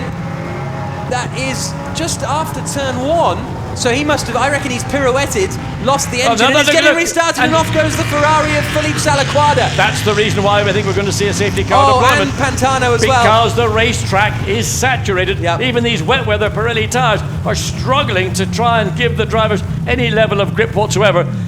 Now these little bursts of rain come through and they dump massive amount of water. And then it goes again up the inside. Maximilian Goetz gets past Jerome Bleekemolen. You can see the Lamborghini struggling just to get any level of traction, grip at all. So, for the second race in a row in the Blancpain Sprint Series, we have very heavily rain-affected action. And then you can see Ortelli's car off in the gravel. The yellow flag's out there at turn 8. The René Rast is leading the way. Marcus Winkelhock is up into second place. It's third for Laurens Vanthor. Danger of aquaplaning has just come up on the race control screen. That's a no-brainer. I wonder who in the steward's room came up with that idea. I mean, so there we can see cars and drivers rather getting ready in the pits to change over. Safety car has been deployed. I wonder why did we have to wait so long? It was clear a lap ago. Rast, look, there's René Rast in the number 2 Audi. What has happened to Rast? He's dropped well back down the field. So does that mean Marcus Winkelhock is now leading the race? I think Maximilian Goetz was the beneficiary of that. No, but here's Winkelhock. There's Winkelhock coming. So it's yellow all around the circuit, I believe. He leads the race. Laurens Vanthor will now be in second place, and the cars will now pick up the safety car. Will we see them diving into the pit lane this time around? Some of the guys may choose to, but some of them may decide to stay out, and it looks as though the 76 car can't get going again. In comes Vanthor. He's one of them to come in, and so why wouldn't Winkelhock come into the lead? I think that's Vanthor and Rast coming in together. They're all coming in. Why wouldn't Winkelhock come in? He's going to now queue up behind the safety car. I don't know. I mean, there's no obvious reason other than, well, it looks like it's maybe a poor call, but it's an issue that these calls are made in conjunction with the team in the garage. They know what's going on. The driver sometimes has to take that lead. The driver can also say, I am coming in, I don't care. I am coming in, I want to change driver, I want to put another set of wet weather tyres. But others are choosing to stay out. So it seems a strange call to stay out under the safety car. And the safety car can stay out as long as it needs until track conditions are safe for racing to resume. So in we come into the pits, and so far, I think Winkelhock is the only man who hasn't come into the pits. Maybe David Fuminelli is still out there as well, as the cars now. But we never saw. Oh yeah, Fuminelli did, I think, stay out unless he's just exited the pits. No, Fuminelli hasn't been into the pits yet. But look at the rain. Full credit to the marshals in conditions like this for staying out there, and our cameramen, I suppose, as well. Well, I mean, anybody in the pit lane is having to work in pretty awful conditions. And even for a driver, I mean, these cars are enclosed cars, but they don't have that nice gap or seal between the door and the door surround, so they can get wet inside. It isn't always that the driver is in a nice dry environment. Giorgio Pantano handing over to Fabio Onidi, his McLaren teammate Zanardi changing his tyres out there, but this is some really proper rain coming down here at the Slovakia ring as the cars head out back onto the circuit. And this is the heaviest rain I've seen in a Blancpain sprint race possibly ever. Okay, it's the first season of Blancpain Sprint, but nevertheless, you see what I'm getting at. This is very, very treacherous. Well, tell you what, the garden needs it. It does. You're absolutely right there. But maybe they don't need it here in Slovakia, and maybe we would prefer it wasn't here in Slovakia. That BMW could do with getting Ferrari its lights on. There is. Away. It was actually Andrea Montemini, not Philippe Salaquada, who spun that Ferrari off at the first corner. And so that looks like the end of the race for the Scuderia Valour Corsa squad. And what a mixed up grid this is going to give us tomorrow, just to focus slightly ahead if we ever get this race finished by tomorrow. Well, I mean, we will get the race finished, but how long it will continue under safety car is really out of the hands of everybody here. It's in the hands of nature right now, and the rain is falling even more heavily than it's done at any point since this race got underway. You can see the amount of water that's being everywhere. I mean, just look at the puddles around the racetrack. You can see as the Audi went through, that's now Sergio Ramos, number one. And I mean, these are the worst nightmare for a racing driver. You've got limited visibility. You're probably getting soaked in the car. You're probably getting a certain amount of misting now because you're under the safety car again. So the volume of air that flows through the car. Again, look at the BMW, the volume of water on the outside as they come. I'm not quite sure which part of the, so difficult to tell which part of the racetrack that's coming through turn 2. I think it is absolutely lashing it down. There's Stefano Colombo. His teammate David Fuminelli didn't come into the pits, nor did Marcus Winkelhock. But look at that, Marcus Winkelhock, it took him 2 minutes to go through the middle sector. It took a 1:57.7. That would have given him, you know, a front row grid slot if he'd have done that over the whole lap, but he only did it in the middle sector. That's the sort of pace we're crawling around at. The safety car has picked up Winkelhock then, who's in the lead of the race. I'm doing inverted commas because he has to come, and he'll have to come in now on this lap because otherwise he won't have time to get around again. So both, we're going to be in this bizarre situation where Winkelhock will... He's staying out, he's rolling the dice. He's got 3.5 minutes. Yes. They're not going to do a lap No, in 3.5 minutes. He's got 2.5 minutes actually. Well, yeah, maybe 3.5 minutes, whatever. But I mean, he's got to come in this next lap, otherwise he will be out of time. But that took them 4 minutes to do a lap. That's what I'm saying. He's going to run out of time. Yeah. So whatever. Where's the racetrack and where's the sky? Can you tell? No. So something has gone on at Phoenix Audi, and the red flag has been thrown for the second time in the race, and maybe that's why they decided to stay out. Well, that might be the most inspired call of the afternoon so far. But they'd still have to make a pit stop even when the race restarts, I suppose. But anyway, the race has been stopped for the second time here at the Slovakia ring.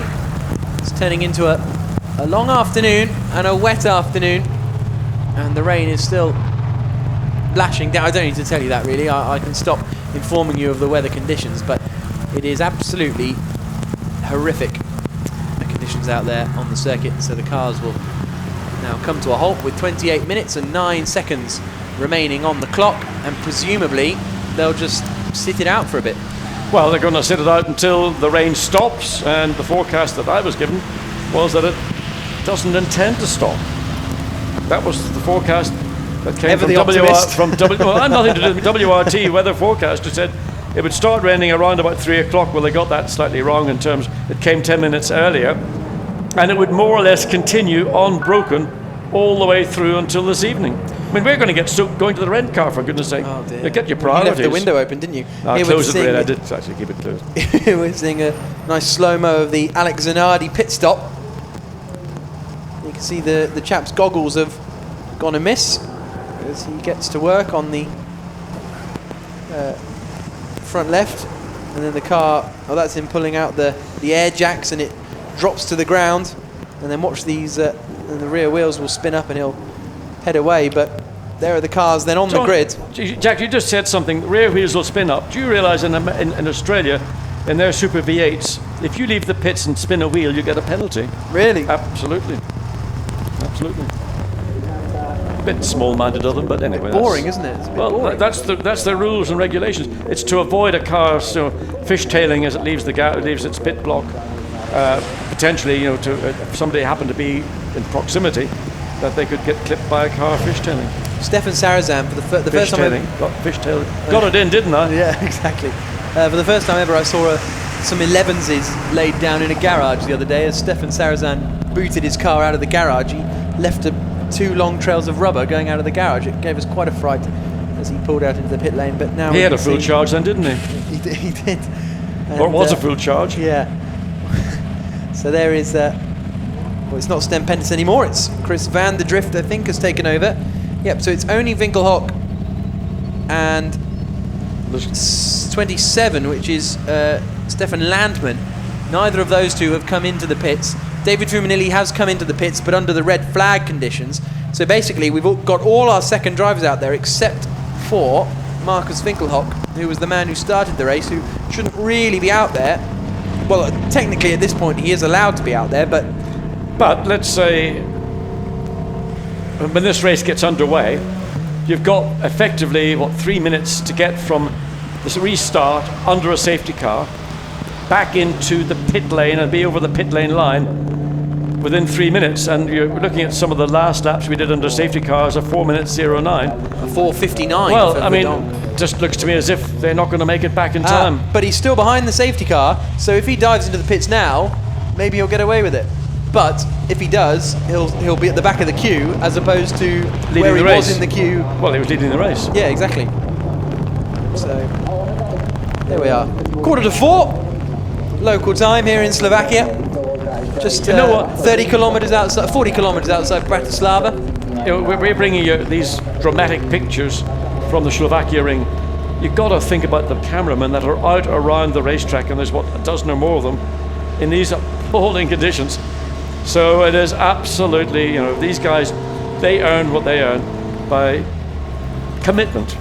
So far in this race, it's been pretty eventful. We started in dry conditions. Thomas Engert got very excited coming down towards the first corner, looked towards the inside line as Jeroen Bleekemolen moved into the lead of the race. But then it all went horribly wrong for Thomas Engert as he came into collision with Stef Dusseldorp. The two of them went spearing off the circuit. Dusseldorp managed to not hit anything, but the same was not true of Engert. Big air and a really spectacular accident, but very happily the Czech Republic driver walked away unharmed and by himself, and this was the view from Alex Zanardi as he was very busy coming around the first corner. There is the collision, off they go, and a big accident in the end, and that brought out initially a safety car but then a red flag in the end, and so the drivers had their first red flag period. But thumbs up from some people though.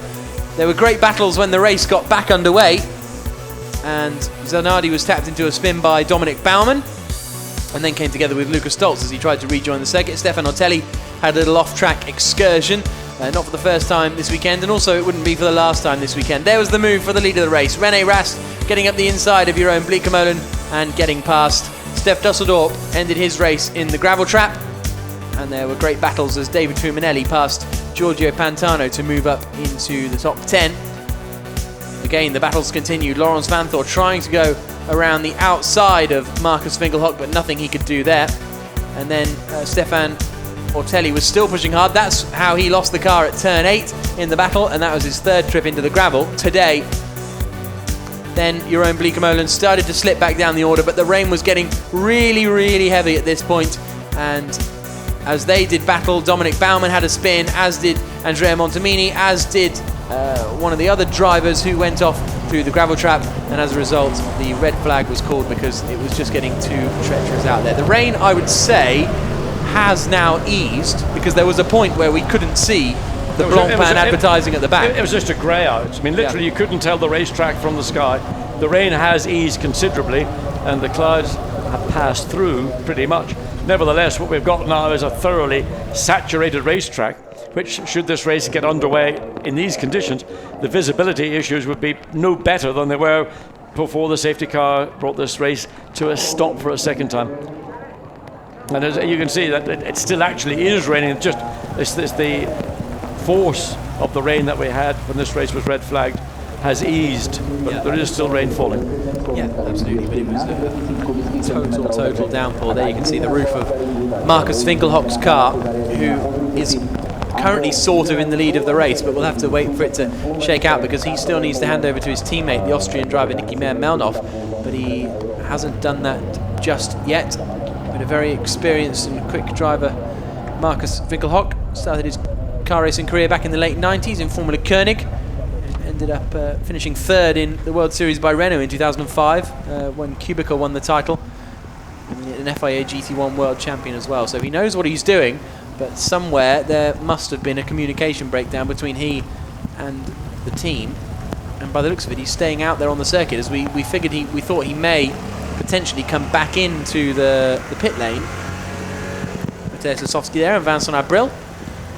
They are currently leading the Silver Cup once Fuminelli has made Well, Fuminelli's in the pits, so surely they are leading the Silver Cup, which is a great initiative actually from SRO, the organiser of the Blancpain Sprint Series, to give an incentive for young drivers who are coming up through the single-seater ladder and really finding they've got nowhere to go unless they've got a lot of cash to come and do GT racing. It offers up a great opportunity to go down a direction which actually is some of the best motor racing I ever have been involved in, and it's a career path. And you look at some of the names, the star names that we've got here, who also went down the single-seater route, but for a variety of reasons it didn't happen for them, and they've joined Audi, or they're driving Lamborghinis or Mercedes, whichever, and they can have fantastic racing and make a great career and a great living. And it's this single-seater dream. Get over it. Honestly, it's as simple. Get over it. There's a limited number of places available, and most of them, certainly in the junior formula, are being dictated by who's got the biggest budget, not who's the best driver, with the odd exception. And certainly to move into Formula One, you've got to be very lucky, and there are not very many Max Verstappens given a free ride in a Formula One team, as we've just had announced this week. So there's a look at the second Grasser Racing car. Stefan Is that Landman thunder outside? at the wheel. I thought I heard a bit of a roll of thunder. Yeah, it sounded like it, didn't it? But there is Stefan Landman, a little bit of a discussion. He is yet to come into the pits either, to hand over to his teammate Sasha Halleck. As the rain continues to come down here at the Slovakia ring. Cloud base looks as if it has lifted certainly more than it was about 5 minutes ago, as work is continuing on the Landsman car that he shares with Vincent Abril. Just checking tyre pressures and the like at the WRT squad. Yeah, it's quite critical because you, as best you can, you want to have tyre temperature and therefore tyre pressure, so that's being adjusted. And it's quite critical because once these tyres do get underway, even though they are wet weather tyres, they will gain temperature. That's what they're designed to do. That temperature is a lower range than the normal slick, dry weather tyre, but nonetheless they are temperature sensitive, both in terms of the temperature but also the pressure. What you don't want to do is get a wet weather tyre where you get a crown in the centre of the tyre tread, so you lose the contact patch. So it's probably marginally better to have the pressures on a wet weather tyre on the lower side than it would be on the high side. There is the Stefan Landman car. First major racing event here in Slovakia was in 2011. When the FIA GT3 European Championship came here, and actually Dominic Baumann, along with Brice Bozzi, won that race in a Heiko Mercedes. Since then it's also hosted the World Touring Car Championships as well, designed by Austrian architect Hans Roth, this circuit. And a very nice circuit it is too, as we've discussed before. A little bit of bonnet action going on the BMW behind. Yeah, just on that, the original circuit layout didn't have what we became accustomed to, having a chicane on the exit of turn 2, because the abruptness of the tunnel, or the track that goes over the tunnel, was concerning both organisation and teams. And what was happening was air was getting under the nose of a car, and the cars were actually flying. So they've smoothed that transition out. So now we've got a circuit with quick exit out of turn 2 and an even quicker approach into turn 3. And that issue of cars getting very light or airborne over the tunnel has been addressed. Saw Valdino Brito there with his brolly. Oh, to be back in Brazil is probably the thought of many of these mechanics right now. Well, there you see just what everybody's got to think about is just making sure that moisture isn't gathering on the windscreens. And as I mentioned, most of these cars probably do not have a heated windscreen for the Sprint Series. They may do so for the longer races, with Nürburgring coming up in September, the 6-hour race around Nürburgring, where rain is frequently a part of that particular event. So everybody working away. You know, it's what can we do? We just wait until this event gets back underway. The track conditions, as Olivier Panis once again is in the pit lane. In fact, he's on the track. He's standing actually on the racetrack itself and looking down to see what conditions are. So standing alongside Vincent Abril and Matthias Lisicki. Yes, under the bonnet of the Audi, you get a look inside, see how many golf clubs you can get in the front of that. But yeah, exactly. Or fishing rods. oh no, I've got travelling rods. Okay, They go down into a very compact little travelling case. lovely. Olivier Panis is actually helping out with Vincent Abril's young racing career. Although Olivier also has a son himself, I think, competing in the Formula Renault 2-litre Northern European Cup as well, Aurélien Panis. And of course, these conditions were the ones that led to his 1996 Monaco Grand Prix victory. We will be continuing our coverage here on this qualifying race in Slovakia. We'll be sticking with it to the end. But if you can't see the remainder of the race, we'll have highlights of it before the main race that will be coming up tomorrow morning, well, lunchtime really.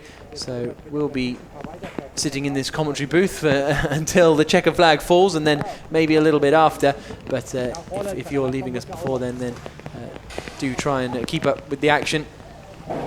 With 28 minutes and 9 seconds to go, and certainly the fans have got an awful lot to watch actually this weekend, because the first few times that Blancpain and FIA GT comes here, that's just been it. It's just been it. But now there's really starting to become a growing motorsport scene in Slovakia, and we've got sort of 5 or 6 support races here this weekend. Yeah, I mean, people think of Slovakia or Bratislava, the capital, as being Eastern Europe. Well, it's more Central Europe in my view, because it's less than an hour from Vienna airport to the capital, Bratislava.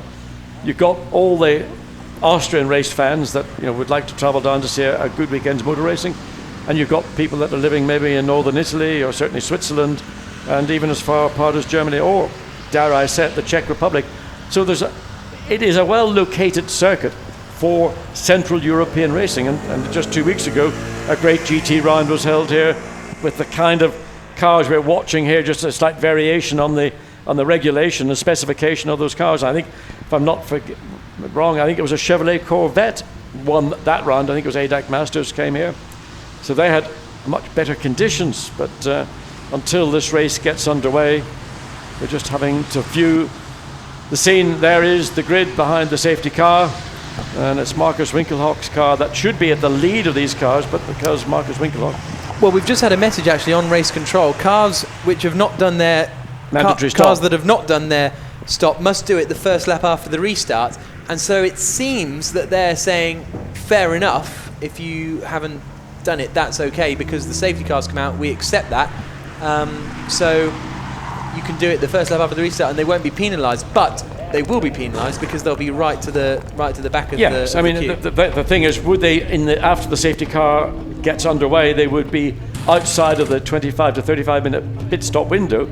So what they're saying is, we're not going to penalise you for that because it's not really your fault. This is a force majeure circumstance. But the penalty for Winkelhock, as he hands over, is going to be the fact that Nicky Meyer-Melnhof will be getting back into that car pretty much at the tail of the field, which will be hugely disappointing to Meyer-Melnhof, who thought, I'm a shoe-in here for a victory. There's Enzo Eid, sat at the wheel of the number 2 WRT Audi, which I think ultimately will be in second position when it all shakes out. I think we'll have Cesar Ramos leading the way with Enzo Eid behind him, but we'll have to wait and see. And you can certainly see, well, look at that, René Rast, no brolly or anything. The rain appears to have come to a halt for the time being, so hopefully we should be getting racing back underway pretty soon. And I hope he's got a pair of rubber galoshes, because, oh no, you may laugh, racing drivers got to think ahead, because you come to some events and it is absolutely lashing it down.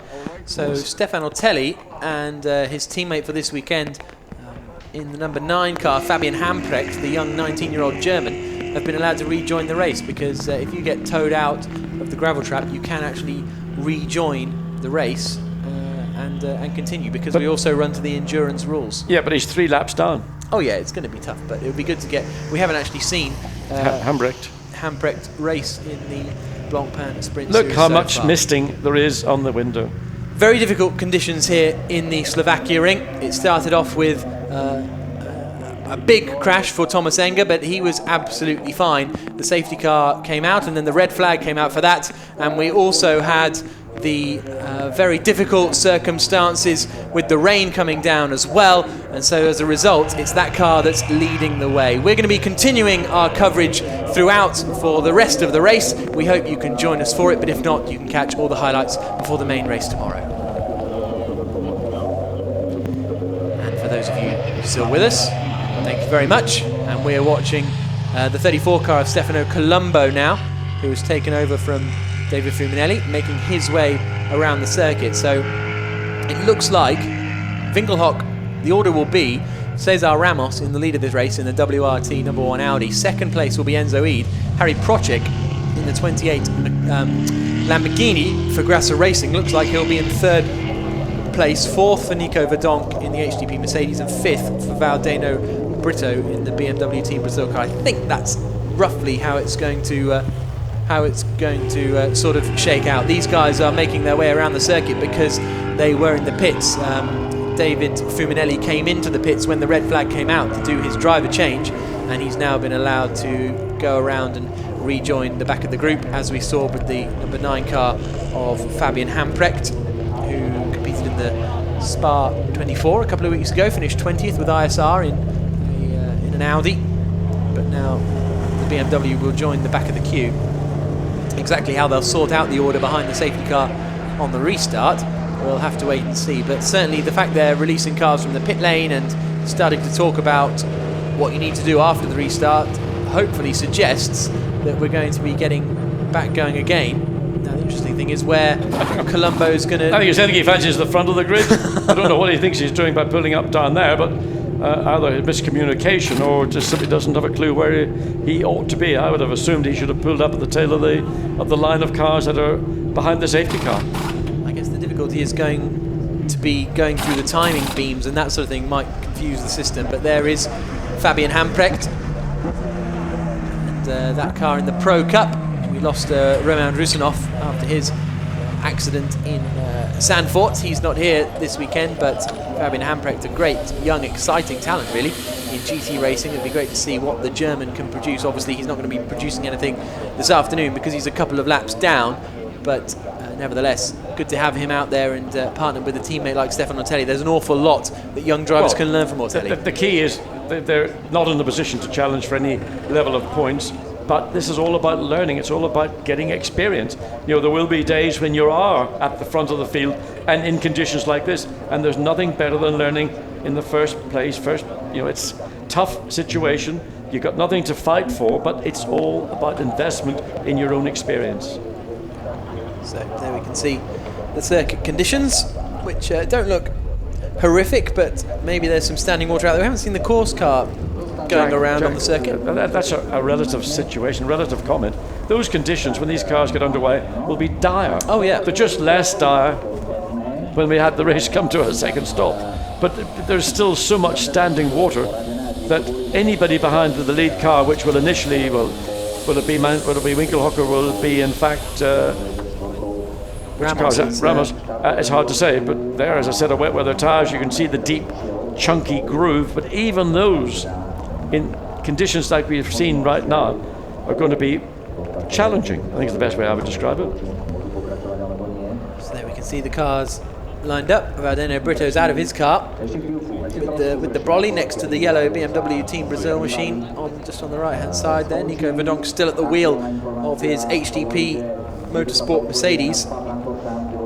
After this round, we then go to the Algarve in a couple of weeks, at the start of September, then Zolder in October, and finishing in the first weekend of November in Baku, in the Azerbaijan capital, the street race that was really cool last year, actually. I really enjoyed it. Well, I'll tell you what was cool in the mornings, because parts of the racetrack were actually frozen. Well, it was that cool. It was quite cool. They had to put out vehicles to try and break up what was actually bits of ice on the racetrack. But certainly Baku, a burgeoning motorsport centre, and certainly I felt a worthy location for the Blancpain Sprint to end its championship year in 2013. Absolutely, we got a very big grid as well. It was superb to have. I think it was 28 or 30 cars out there on the circuit. There's your own Bleekemolen chatting with Valdeno Brito.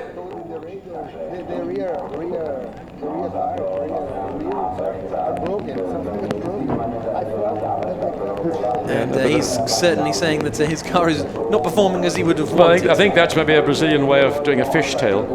The back end of the car was swinging one way and the other. I mean, these cars have got traction control, which of course the driver can adjust to the conditions, and probably in these conditions you probably have it dialed up to its max to try and find a way to control the rear of the car as it's hitting puddles and aquaplaning, and also as the power comes in, you're just kicking the back end of the car out. Of course, in dry conditions you want to minimize traction control, and you use your right foot as the best arbiter of controlling wheel spin. It's also quicker. Absolutely. So Blancpain has handed over now to Harry Prochik, who is at the wheel of the car as they try and get some air through the Lamborghini. There's the 10-minute board. Good-o. So about 4:15, we will be getting the race underway. 2 hours after the pit lane opened ahead of the start of the race. And there you can see the 10-minute board being held aloft by a young lady who wasn't wearing a coat the last time she did that, because of the or a hat, I don't think, but we're about to get the racing back underway. Extraordinary amount of interest in the lady on the grid. There we go. So we'll see what the BMW will end up doing. On the right hand side, all the other cars are queued up behind one another. On the timing screens they're in second place, but we'll have to wait and see what the order will be when the cars get restarted. Like I say, I'm imagining Cesar Ramos ultimately will be in the lead of this race, ahead of Enzo Ede, the two WRT Audis in first and second, with Harry Prochik in the Lamborghini in third position, and then fourth for Nico Verdonk, fifth for Vardena Brito, and then Vincent Abril possibly up behind them in sixth spot. But as I say, we'll wait and see when the action gets back underway, and hopefully we'll then have an uninterrupted final 28 minutes or so, and we'll have some good racing action. None of them will have to have come in to do their pit stops, apart from Winkelhock, so he's sort of out of contention, him and Nicky Meyer-Malnoff. But it'll be pretty much a 28-minute sprint race to the flag. Yes, it'll be tippy toes initially when the safety car returns to the pit lane. Visibility is going to be an issue, but it's an opportunity for those that are in a position to use it, because everybody is going to be so cautious that sometimes being a little bit more relaxed and not nervy, because when you're in situation, you tend to grip the steering wheel maybe a little bit more tightly than you should. You should never really have your hands squeezing the steering wheel. You want to let the wheel be sort of semi-free in your hands, and just let your whole body be chillaxed and not put yourself under the additional pressure of the difficult conditions. And what's going through your mind right now when you've had such a long pause, and these guys have hardly done any driving at all? And mine, am I going to miss my flight home? Priorities. It's all about priorities. Well, if you're on these sort of cheapo tickets where they're non-exchangeable, non-refundable, it becomes a priority. So, with the 10 minutes board shown, it's time to get cleaning the cars and clearing the mist from the inside for Cesar Ramos, the Brazilian racer who came close to winning the Blancpain Endurance Series last season. And now we're giving a little bit of a push. Is that Enzo Ede's car, the number 2 machine?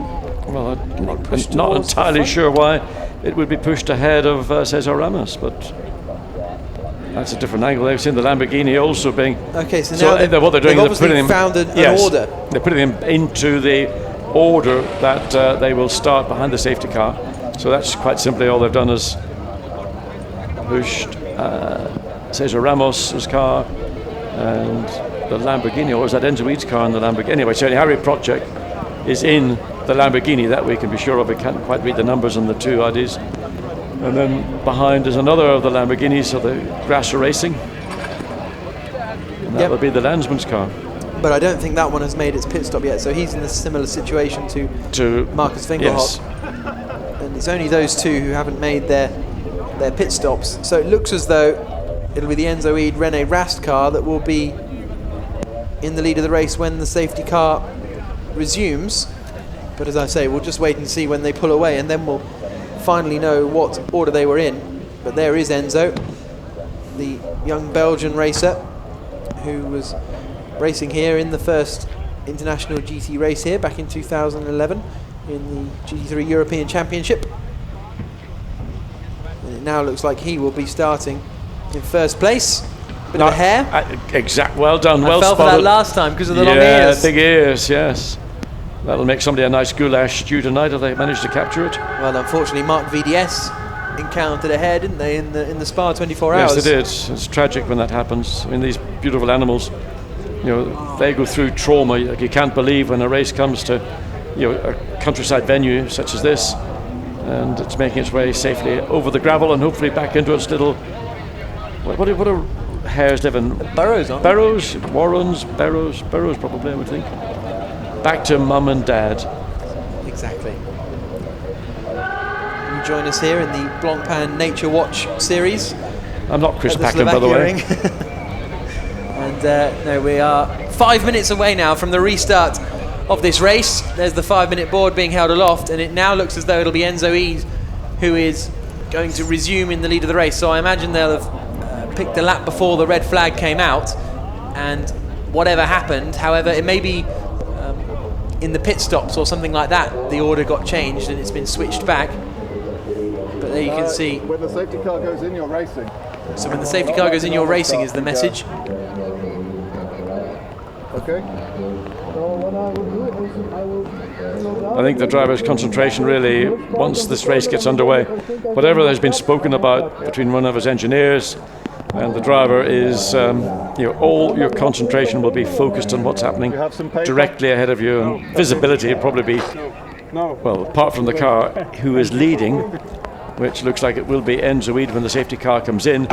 At least he's got the benefit of having momentarily a clear sky, a clear screen, a clear track. It was interesting to listen into that conversation, wasn't it? So Enzo said, when the safety car comes in and I get to here, he pointed at the final corner on the track, I just hit the throttle, and they went, yep, that's it. So maybe Enzo's never led a safety car restart before. So he is, by the looks of it, going to be in the lead. Second place will be Harry Prochik in the number 28 Grasser Racing Lamborghini. And then in third place, it looks like we're going to have this gentleman, Mr. Cesar Ramos, the Brazilian racer, in the number 1 WRT Audi. The Brazilian will be hunting down his teammate and Prochik in front. Then fourth place will be Nico Verdonk in the Mercedes SLS, and then fifth place, by the looks of it, will be the BMW Team Brazil car of Valdeno Brito. So that looks like the order we're going to have. The 3-minute board, I think, has been shown. And there you can see them just moving the last couple of cars into position, and then we'll get the racing back underway here at Slovakia, which is very good news for everyone involved. A very difficult day for race control, for the teams, for the drivers, and I think they'll be all having an early night tonight, I'd have thought. Hopefully, well, unless some of them have been a bit damaged, of course. Certainly, I mean, anybody who's been into the gravel traps here, the gravel is more like shingle on Bognor Beach. It's not actually that very fine sort of stone wash gravel that you see in other racetracks. And the consequence is when you go into it, it doesn't just pepper, it shot peens all the components that are exposed under the car, especially around the diffuser, but also potentially parts of the suspension. So that's an area where teams, it frustrates them like mad because they've got to take all the under tray off. Gravel gets everywhere, got to clean every last single piece of gravel out. You don't want it getting wedged somewhere between the caliper and a rim, or anything that could cause a problem when tomorrow's event would get underway. So the cars will do one slow lap behind the safety car and then return to the grid, except cars 6 and 34, which is Winkelhock and Colombo, who are the two cars who have yet to make their driver change. And that will put the cars in the correct order. And then we will probably start the race again behind the safety car at the moment. So I think we'll have one lap in the red flag conditions. One complete lap. Yeah. So it'll be one, they'll come and then back they'll to stop start again. finish. And then they'll restart the race under the Because safety by car. which point the Winkelhock car and the Lamborghini will have then, because they're at the tail of the field right now, they'll have gone into the pit lane. Yeah. And so they will complete their driver pit change. as these cars then come to a halt on the grid? Something like that. We'll wait and see. I think we'll have to sort of go with the flow on this one. I think the justification is to get the cars in the right order. It's easier if they just send them off and then bring them back around to the grid again. So there is Fabian Hamprecht. As the WRT mechanics say, where are we meant to be going? Well, they're meant to be. Were they 18th before the light came on, and therefore you go back one lap previously? Well, they were in the grid, weren't they, when the red flag came out? But they've got, you know, the SRO ground staff down there sorting everything out. 28 minutes and 9 seconds remaining on the clock, and that countdown that had begun appears to have come to a conclusion at the moment.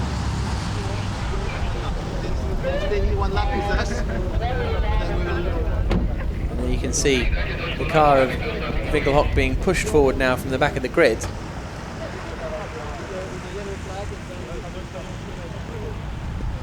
Presumably to be at the front of the grid with the other car that won't depart, that of Stefano Colombo.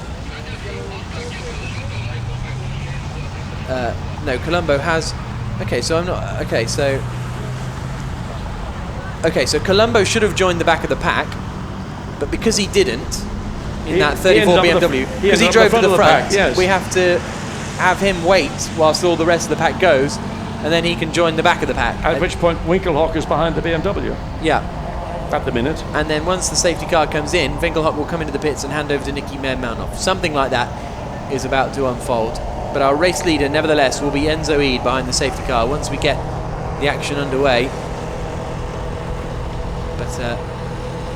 But the 10-minute countdown that was instigated now over 10 minutes ago.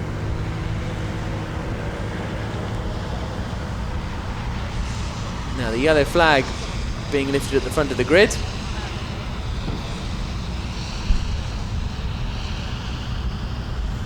Always difficult under these safety car conditions and, well, red flag conditions to coordinate the restart. There's the Alinkel car with René Munich at the wheel, a World Touring Car racer with his eponymous team.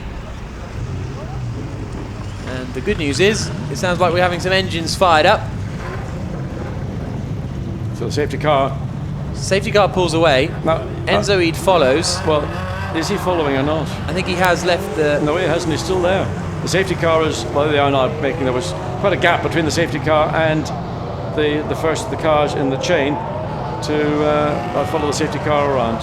So they're going to go around behind the safety car, and then once all these guys have gone past, they'll release the 34 car and the 6 car, and then they'll be at the back of the grid, and then they'll come to a halt on the grid again, and then they'll go off behind the safety car again, but this time with the clock started and the race technically back underway. And technically these two cars here, well, no, I thought they were going to follow on, but they seem to be still on the grid. I thought they were going to follow this chain of cars, go into the pit lane, and then make their restart from the pit lane after they've done their driver change.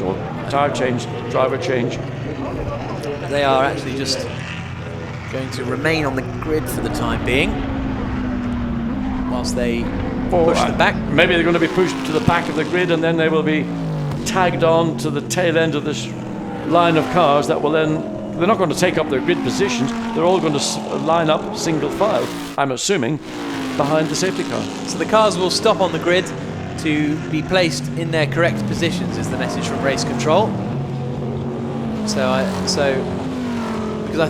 thought that was what had happened previously, but nevertheless, we'll stop trying to second guess. Well, the other thing is, everybody else apart from the Lamborghini and the Audi are going to get. I mean, Nicky Meyer-Malnoff is not going to get any benefit. These cars have had now the benefit of running one lap behind the safety car, so they know where the water is. They know the bits of the racetrack to avoid. Whereas when the BMW and the Audi then rejoin after their driver changes, will they actually have that same information? Through they come in turn 9. As you can see, the spray is going to be a challenge, but compared to the conditions we had about half an hour ago now, it's much safer out there on the circuit. It's still going to be difficult for these guys. It's still going to be treacherous, and I still wouldn't particularly want to be in Enzo Eads' position. Okay, you're leading the race, but getting the race restarted and hurling down at 150, 60, 70 miles an hour towards turn 1. I mean, the fact is he's going to be ahead of the field. He's got nobody throwing spray in his windscreen, so he's got the best opportunity. And if he can't make the best of that opportunity, well then I would be very disappointed as a part of the WRT team that my driver leading the safety line couldn't get in ahead of Harry Project or whoever it is behind him. Yeah, it will be Harry Project in the Lamborghini, in theory. So the cars make their way around now the final corner, and they'll come to rest on the grid again. So the cars that stopped on the grid, have they gone a lap down technically because they didn't do a lap, or because it's under safety car? Well, because we're still red flag, aren't we? Red flag, yeah, so it doesn't obviously count. So it's still, this additional lap shouldn't have a bearing in anybody's fuel consumption, because they probably would have had sufficient fuel on board. They wouldn't be running it that marginally. And they had a safety car period earlier, so. Yeah. So it's probably offset all the other issues. So now the cars have come out, unless the problem was, and this is a bit of a theory, unless the problem was when they moved the cars into position before, they had to push them. Okay, so now they've slotted either side of Marcus Winkelhock, but when they pushed the cars into position, maybe they went over the timing line. So if the race restarted with the cars in front of the timing line, it would mess everything up. But anyway, so this is the position one lap before the safety car, or the red flag or the red light. That looks to be the case, yeah. So that's why we've now got the BMW lined up behind the Brazilian BMW. That's why we've got the Winkelhock Audi lined up behind its respective Audis. So they will then follow the safety car around. When the safety car, the lights go, the red light goes out, the cars will do one more lap behind the safety car, and at that point then the Audi and the BMW will have to mandatorily come into the pit lane to do their tyre driver change. We got there in the end. I was going to say thank you so much, all of you, for sticking with us during this. It has been a difficult afternoon in Slovakia for everyone, but the race is about to get back underway. We'll have a lap behind the safety car, and then we will probably have about 25 minutes of racing. Away goes the safety car, away goes Enzo Eads. Let's have the clock. There we go, green flag. Well, yellow of course, because we're still under safety car, but the clock is counting down. We'll lead the guys around, safety car will come in, we'll have about 25 minutes of racing, and then we will know who will be on pole position for the race tomorrow. And in these conditions, you really are required to keep a constant distance between the car that you're following and the car that's following you. So all this thing of accelerating, braking in these conditions is an absolute no-no. So down towards turn 2. And the spray is kicking up, but there doesn't seem to be, I mean, that's difficult to tell because it's a bit of a hill, so we're never going to get standing water on the side of a decline, but the spray is certainly pretty bad. Well, the water is being retained within the surface itself. So there's a lot of water still in the racetrack, and that's what I'm talking about. Accelerating, braking, you get caught out. So there's a lot of water, and there's places here you can see down at turn 3 where there is actually clearly standing water. Other parts of the racetrack, it's drained away more successfully. There's the exit out of turn 8. Of course, the other area where drivers need to be very careful is running the curbs on the exit of corners, because they are painted, and they're probably not painted in non-skid paint, which in a grade 1 FIA circuit is a requirement. You don't just slap any old, gloss or whatever else, Dulux, whatever it happens to be, I don't know, paint on those curbs. They are meant to be painted in what is described as a non-skid or slip paint. And it comes in red and white, by the way. So the safety car will come in this lap. We're on board with Alex Zanardi. It'll be Enzo Ead leading the way in these treacherous conditions, with Harry Project right up behind him. And there's remonstrations in the Royal Motorsport garage. There you can see the lights are off on the safety car. Winkelhock will immediately peel in, and that could hurt Cesar Ramos actually, because he's got a sort of unimportant car in between he and the cars in front. So whilst Winkelhock will peel into the pits, Ramos will be desperate to try and get past. And what a weird situation this is for Winkelhock as well, because he's just poodling round, knowing that he's only going to pull into the pits at the end of it. So yeah, but what he's going to do is in the first part of turn 13, he's going to get well over to the left-hand side, and he's not really going to cause. The only thing that will happen is that there'll be a sort of marginal visibility for Cesar Ramos, but I don't think it's going to really cause him too much. He's got other issues, I'm sure, which will be of greater significance than the Winkelhock Audi peeling off in the penultimate corner. So after our second red flag period, the safety car pulls into the pits, and we will go third time lucky here in Slovakia, as out across the line comes Enzo Ede leading the race. Into the pits comes Marcus Winkelhock to serve his driver change, but he's got Harry Procek right up behind him, Enzo Ede. It's Procek in the white and black Grasser Racing Lamborghini, looking around all over the place to try and get past. Nothing he can do. Third place then is Cesar Ramos. Fourth is Nico Verdonk. Fifth is Matthias Stumpf, who's taken over from Valdeno Brito in that BMW Team Brazil car. Running wide there was Cesar Ramos, but it's still Enzo Ede in the lead of the race for the time being as the cars crest the hill. You can see the order down the bottom there as they come into turn 2. The spray is pretty bad, but Enzo Ede has done a good job to hold on to the lead of the race for the time being. Cesar Ramos ran wide on the exit of turn 1, dropped the left rear off the track. You could see how much it affected the car.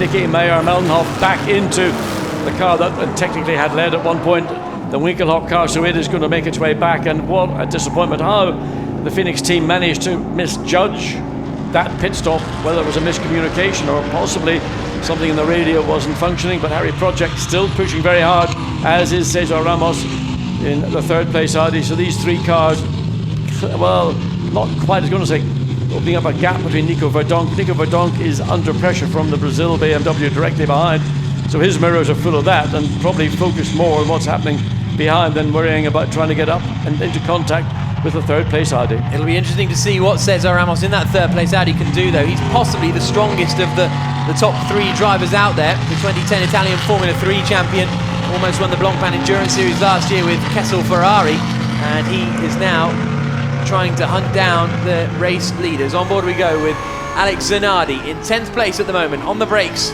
and then into the left-hander, squeezing on the throttle quite literally. That metal ring that you can see wrapped around the back of the steering wheel. Matthias Stumpf is looking pretty racy behind Nico Verdonk. Stefano Colombo is doing a good job, currently in 6th place and leading the Silver Cup. And there's Zanardi flashing past us down the back straight towards the penultimate corner. On the brakes, on the downshift switch, he uses a little paddle on the back of the wheel. But look at Stumpf now, right up behind Nico Verdonk for 4th position. The championship leading car there is number 84. Enzo Ede's having to go defensive because Harry Procek is all over the back of him. Looks to the outside, coming down towards the first corner. Ede gets it stopped though. Watch for the cutback, because that's what Harry Procek will try to do. Force Enzo Ede to stay on the inside on the entry into turn 1, and then make the cutback on the climb up over the bridge and down into turn 2. Didn't make it work, but certainly lots of pressure now for the young Belgian driver in the Audi, leading this race from Harry Procek. Yep, this is a real challenge now for Enzo Ede, the 22-year-old from 23 now actually, from Tielt in Belgium. He only started racing back in 2010 in GT cars, so not as much experience as, say, Harry Procek, who's been racing since the mid-90s on and off. But it's Ede who's leading the way at the moment in that WRT Audi, and it was they who won the changeable conditions race at Zandvoort last time out, and it's they who are leading here this weekend at Slovakia. And this is only the qualifying race. We've still got another race to come tomorrow. This is just to decide the grid for that particular race, with 21 and a half minutes to go. So we've got battles everywhere. This is Matthias Stumpf in the yellow BMW Team Brazil car, trying to find 4th place, but that's currently inherited by the Belgian Nico Verdonk. Yeah, the BMW maybe have a marginal advantage. We know that the car's got a little bit more downforce. Somebody ran wide, one of the BMWs. Fuminelli, yeah. Ran wide coming out of turn 8 up into turn 9. Again, the visibility in this midfield bunch is much, much worse than those at the head of the field.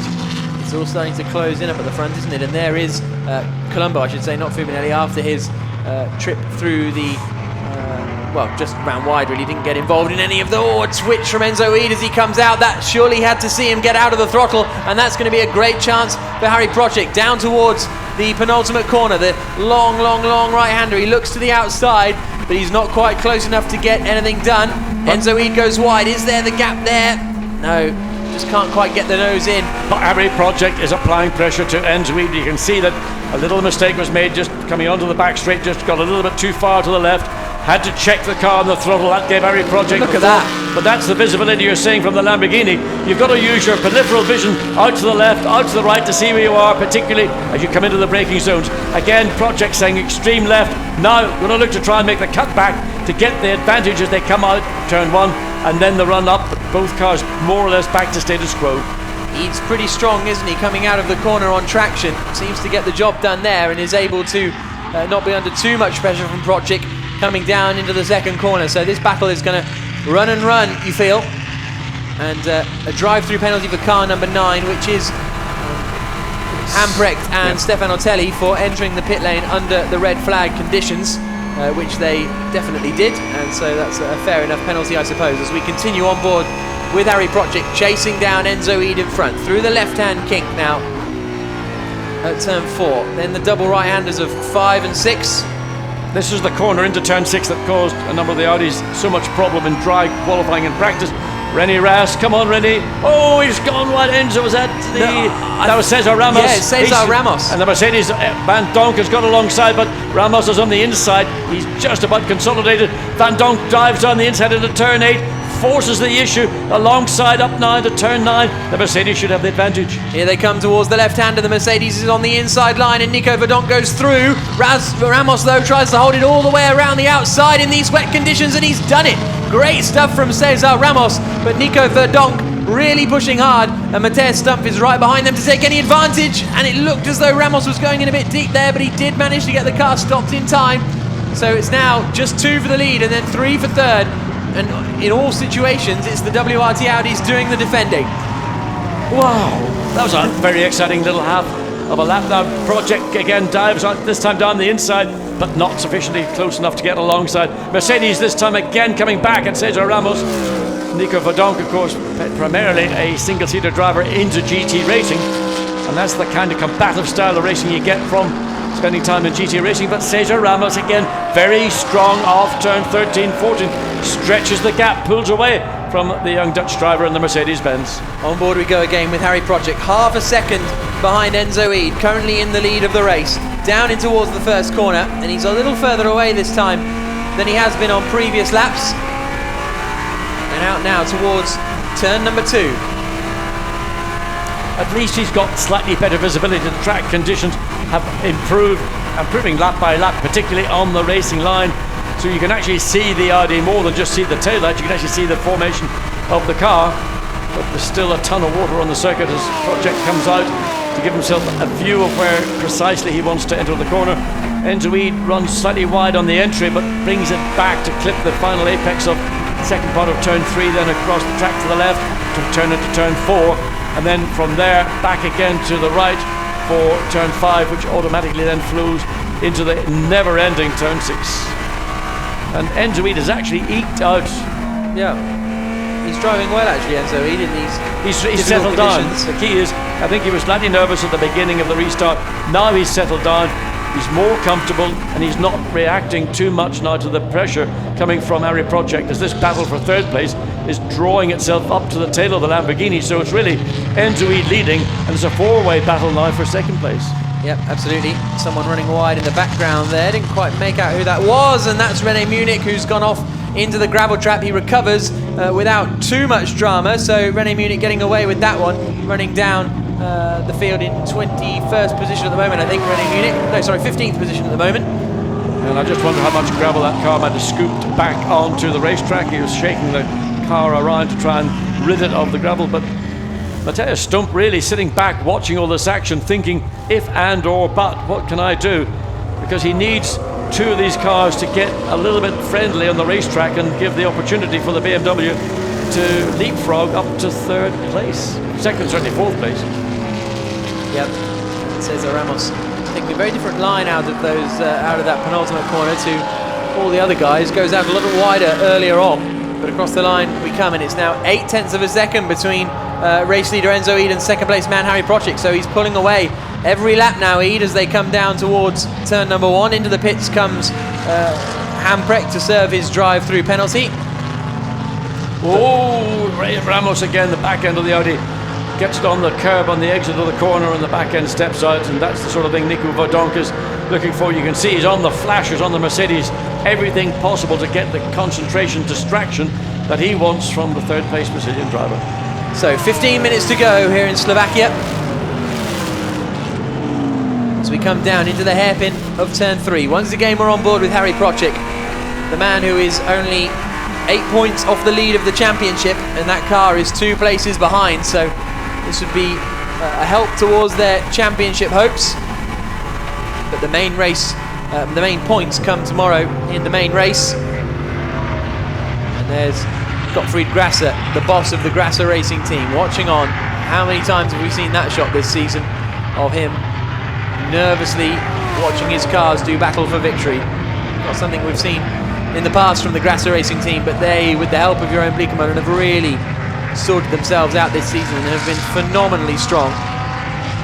Further behind, we've got Colombo there in 6th, 7th is Caca Bueno, 8th there is Vincent Abril, currently 2nd in the Silver Cup. It's Colombo and Fuminelli in 6th place overall who are leading the Silver Cup, but it's Enzo Ede who is leading the race overall in the Pro Cup, and they're up to 3rd in the championship now, so a good, a strong race here as well, and they could really bring themselves into title contention going into the remaining 3 rounds of the season. I think Enzo Ede is benefiting from co-driving with René Rast. I think he's moved on to another level of ability and performance. Nico Verdonk again trying to find a way past Cesar Ramos, down into turn 13, but hasn't got the track position to make it even an attempt. So again, it's just where do you place your car? The Mercedes runs much wider, trying to straighten out coming through the final part of turn 13 to get power on earlier, to get the drive. But Ramos is strong at that part of the racetrack, and he's able to open up the gap as he comes onto pit straight. Well, there's the view from Van Thorp as he now comes right up to the back of Harry Procek, Ramos I should say, as he comes up to the back of Harry Procek down into the first corner. Is this going to be a chance for a cutback for the Brazilian? Quite possibly. Gets a really good drive out of turn 1, runs wide, uses all that curb, but that loses them some momentum actually, doesn't it? Well, it's slippery out there. You get wheel spin, one wheel will suddenly spin, then your traction control cuts in. That also loses your momentum. It stops you getting into bigger trouble, but that's the danger of traction control. But look how much quicker he is through turn 2. This is an opportunity for Ramos to maybe catch Harry Procek slightly unawares into turn 3. Down towards turn 3, to the inside goes Cesar Ramos, not quite close enough, but it's getting very close, and Verdonk is right up behind as well. The next corner's a left-hander, so this sort of overlap won't do Ramos any good unless he can hold it for the next right-hander of turn 5. Looks to the inside line. Good move from Cesar Ramos. He gets past and up into 2nd place. Great stuff from the Brazilian. Yeah, that was gutsy. He went the long way round, took the chance. Harry Procek gave him enough working room, but the Audi was carrying the sufficient speed to get the job done. And Nico Verdonk thought, well, I'm going to have a bit of this action as well, but the door got firmly closed by Procek, so he defends his 3rd place. Great move then from Cesar Ramos, and he will now start to hunt down Enzo Ede in the lead of the race.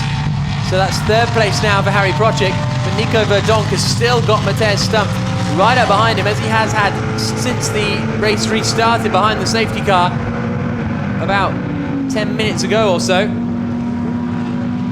And there is Nico Verdonk doing a good job out here, filling in for Max Buch in the championship leading 84 HTP Mercedes. But there's our front 2, both WRT cars. But now what sort of pace has Procek got? That's going to be the big question. Also, Caca Bueno might lose out to Vincent Abril. Cars 2 and 84 under investigation for possible overtaking under yellow flag, but that'll be investigated after the race. So that is Enzo Ede and Nico Verdonk, possibly their teammates beforehand, but that'll be investigated after the race, so no need to worry that about now. But there is Matej Vincent Abril right up behind Caca Bueno for 7th place as they cross the line. But here are the 2 Audis, nose to tail, but it's the number 2 Audi that at the moment has the advantage in the championship. So I don't think we're going to get any sort of move over messages. No, I'm assuming now that Audi have got this position 1-2, they may well be indicating to their 2 drivers that, yeah, race each other, but don't take each other off. Remember that there's people behind us who take points away from us if 1 or 2 of these cars ends up in a gravel trap or worse. So it is still a race. I mean, the Brazilian is going to have a look down the inside on the young Belgian driver. He feels he's got a victory.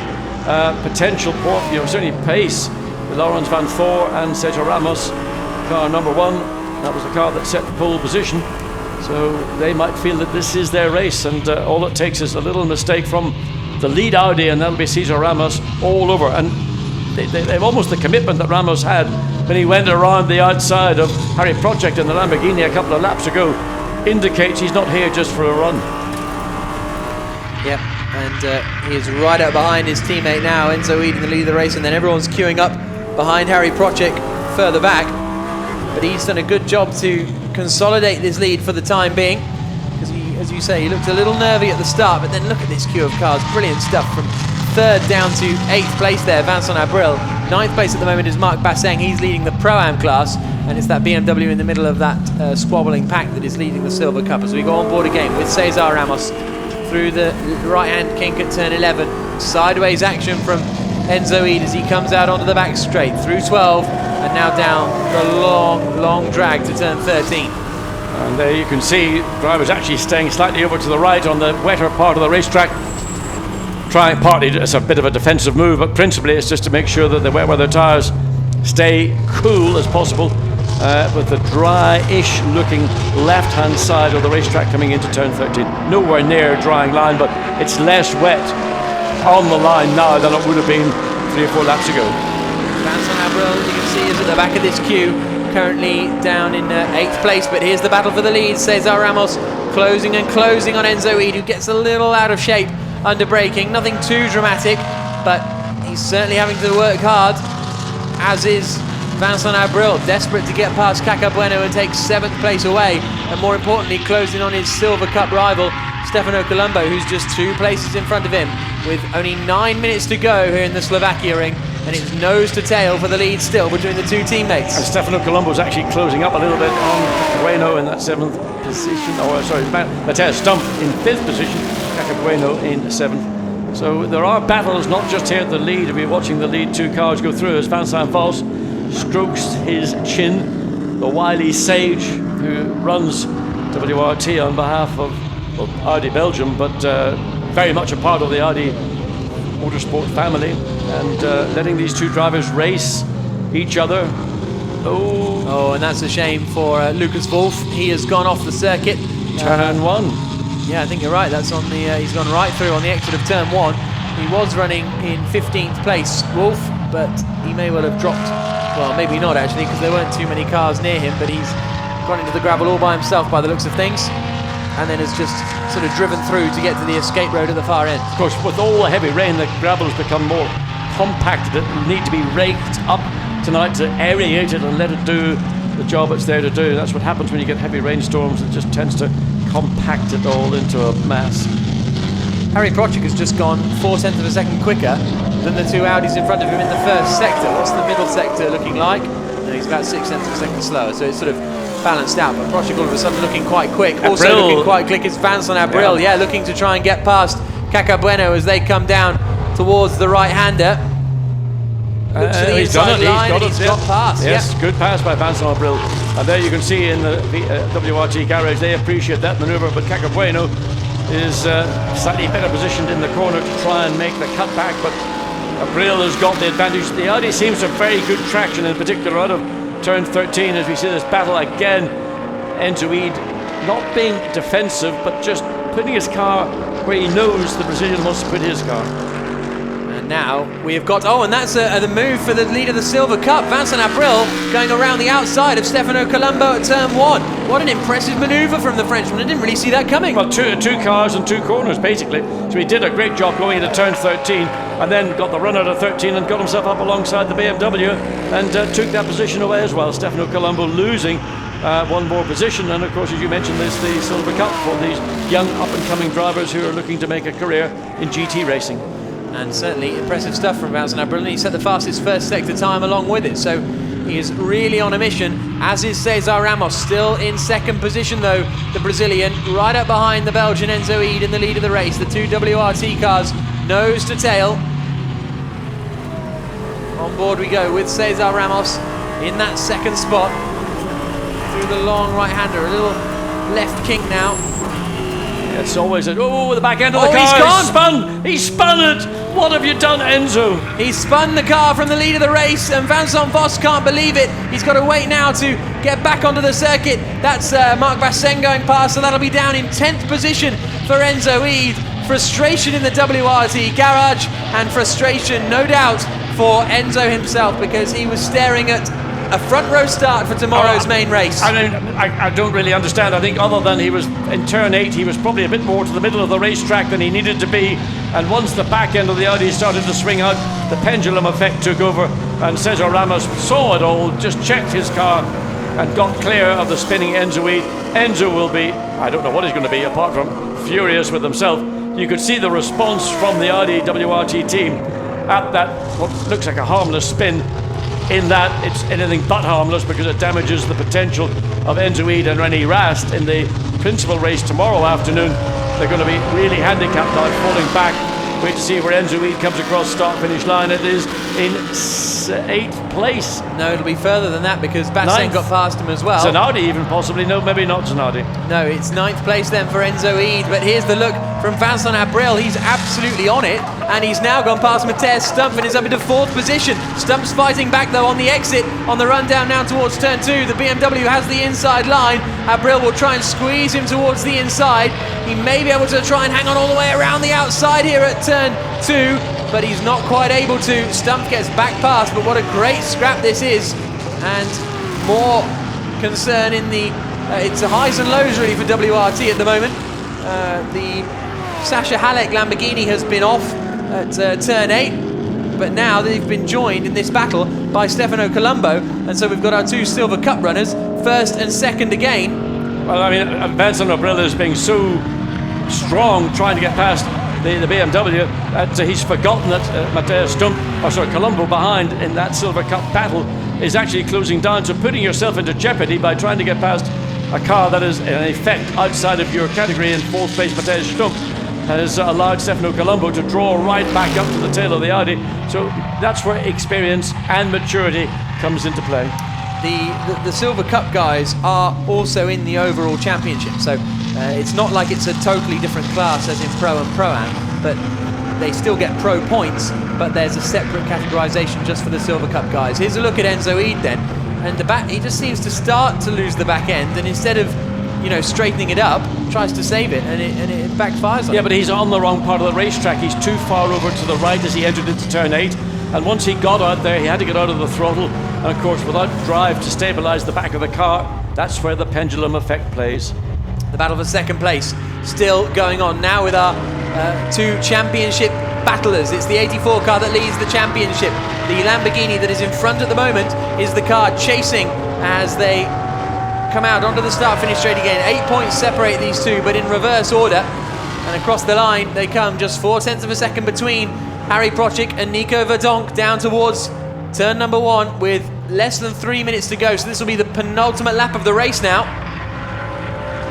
So only one more chance after this lap for Nico Verdonk to get past. But he's been trying it for so long now, it doesn't seem like he's got much of an idea of how to do it at the moment. I think the Lamborghini's got that little bit more drive just off the corners. It's able to offset the advantage Nico Verdonk might have around other bits of the racetrack. You can see Verdonk now lining himself up to try and get alongside. He's too far back, but he's going to try and launch it down the inside into turn 3. He's got this opportunity, and by the time they come across start-finish line, that will be the last lap. Meanwhile, Vincent Abril is on an absolute mission. He has just set the fastest first sector of anyone and is close to just a second between this battle behind. So this 2nd and 3rd place battle might be joined. We're watching Harry Procik, who is in 2nd place. There's Nico Verdonk in 3rd, and then in 4th place we're going to see the WRT Audi there, the Silver Cup car of Vincent Abril closing in. So what a dramatic final lap we're going to have here at the Slovakia ring. 2nd, 3rd and 4th separated by probably less than a second right now. There's our race leader Cesar Ramos. He's continuing out there in 1st place, and it looks like it's job done for him and Laurens Vanthoor to win the qualifying race as they have done on a couple of occasions so far this season. But down now towards the hairpin at turn 10. Procik keeping it all together, but there's only going to be one lap to go when they come across the line. And finally, we're going to see the end of this qualifying race. It's been enjoyable and it's been great, don't get me wrong, but it has gone on for a bit with a couple of red flags thrown in for good measure. Down towards the penultimate corner, look to the inside from Verdonk, but he's just not close enough to get an overlap on Prochik. Through they come. On board again with Prochik. Now let's watch him. How much does he check out his mirrors? A little look there. Through the left-hand kink onto the start-finish straight. There's the look as they come down towards turn 1. Just 0.8 of a second between these three cars, and Vincent Abril is maybe the man most likely to make a move. Currently in 4th position in the number 4 WRT Audi R8. The V10 engine, oh look at the traction on the exit of the corner, and he almost loses it as he bounces onto the grass. But Abril keeps it all together. 4th place still for him. But that little bit of distraction may be the key and may allow Harry Prochik to hold on to this 2nd place, because Verdonk just had to think for a moment, didn't he, about defending that position. Down towards turn number 3 now. Into the 4, 5 and 6 complex. There's Cesar Ramos.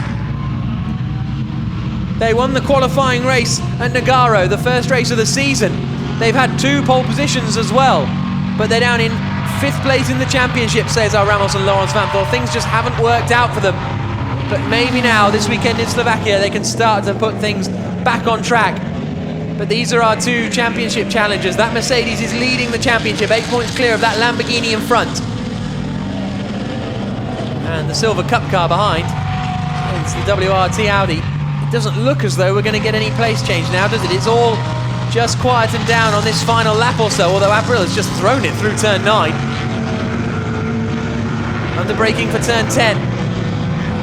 They're all going very, very deep in, and Abril's off and in the gravel trap. What a shame for the Frenchman. A superb drive, and that also means they're going to lose the lead of the Silver Cup, and now he's going bumper to bumper with Cacabueno. But what a shame for Vincent Abril. He's been stunning in this 2nd stint. He took the lead of the Silver Cup away from Stefano Colombo, but now he's put it in the gravel trap on the final lap. And through the final corner now comes Cesar Ramos. He and Laurens Vanthoor are going to win their 2nd qualifying race of the season so far. It's victory for WRT after an incredible qualifying race here at the Slovakia ring. He will be on pole position tomorrow. Harry Prochik will start alongside him on the front row of the grid. 3rd for Nico Verdonk in the Mercedes. 4th for Matthias Stump. 5th and winning the Silver Cup will be Stefano Colombo, with Vincent Abril finishing in 6th place, just ahead of Cacabueno. There's still more action to come as Hamprecht does battle with Miguel Toril. This is the battle for 11th place, and it is going to be Miguel Toril who will hold on to 11th spot across the line. 12th for Hamprecht, 13th for the 61 machine, which is the Bitec McLaren of Chris van der Drift. But well, there were times that I didn't know if we'd ever finish this race, but we have, and it's Cesar Ramos and Laurens Vanthoor who have taken victory here in Slovakia. It'll be very interesting to see what they've got to say when they speak to John Watson a little later. But what a frantic event. And if you enjoyed that, do join us for the main race tomorrow, because hopefully it'll be equally, if not more, exciting. I don't know if it could be more exciting, but you know, let's give it a chance. But there's our race winner for the Belgian Audi Club, Team WRT, Cesar Ramos and Laurens Vanthoor. As I say, they won the opening qualifying race in Nogaro. Things looked to be going good, looked to be going well for the defending champion Laurens Vanthoor, but things since then haven't quite worked out how they would have wanted. Here's the results eventually after the qualifying race here in Slovakia. It's the win for Cesar Ramos and Laurens Vanthoor, finishing 3.6 seconds clear in the end of the 2nd place car, Harry Prochik and Jeroen Bleekemolen. And that takes the championship lead down just a tiny bit to Maximilian Goetz, who finished in 3rd place with his teammate for this weekend, Nico Verdonk. 4th place for Matthias Stump and Valdino Brito. 5th and winning Silver Cup, Stefano Colombo and Fuminelli. Vincent Abril, great drive, but it wasn't quite to be. He finishes down in 6th place ahead of Cacabueno and Sergio Jimenez. And what could have been for Enzo E, leading the race until he spun with a couple of laps to go. also what could have been for the number 6 Phoenix Racing Audi. Markus Winkelhock was in the lead of the race but didn't come in when the pit stop window opened for some reason, whether it's him, whether it's the team, whatever happens, it means they finished down in 14th position, and then a number of retirements, and we had 22 cars start the race, and 16 cars made it to the end, so a reasonably high rate of attrition. But there's Alex Zanardi, 10th place finish for him. They could be moderately happy with that, but here now, pulling into the pit lane, is Cesar Ramos, and he will be no doubt very happy to have taken that victory after a very, very difficult set of circumstances. And there is Laurens Vanthoor, his teammate in the cap. And there you can see actually a very happy Brazilian. And a tap on the roof of the car. Had to work hard for it. Would he have been able to get past Enzo Eid had he not made that mistake? That's up for debate. Whatever happens, Ramos did take the victory. And it's P1 for them in the sprint race about an hour and 3/4 after we was meant to finish. So we can now hear from Laurens Vanthoor and Cesar Ramos. John Watson has made his way down there. Let's hear from them.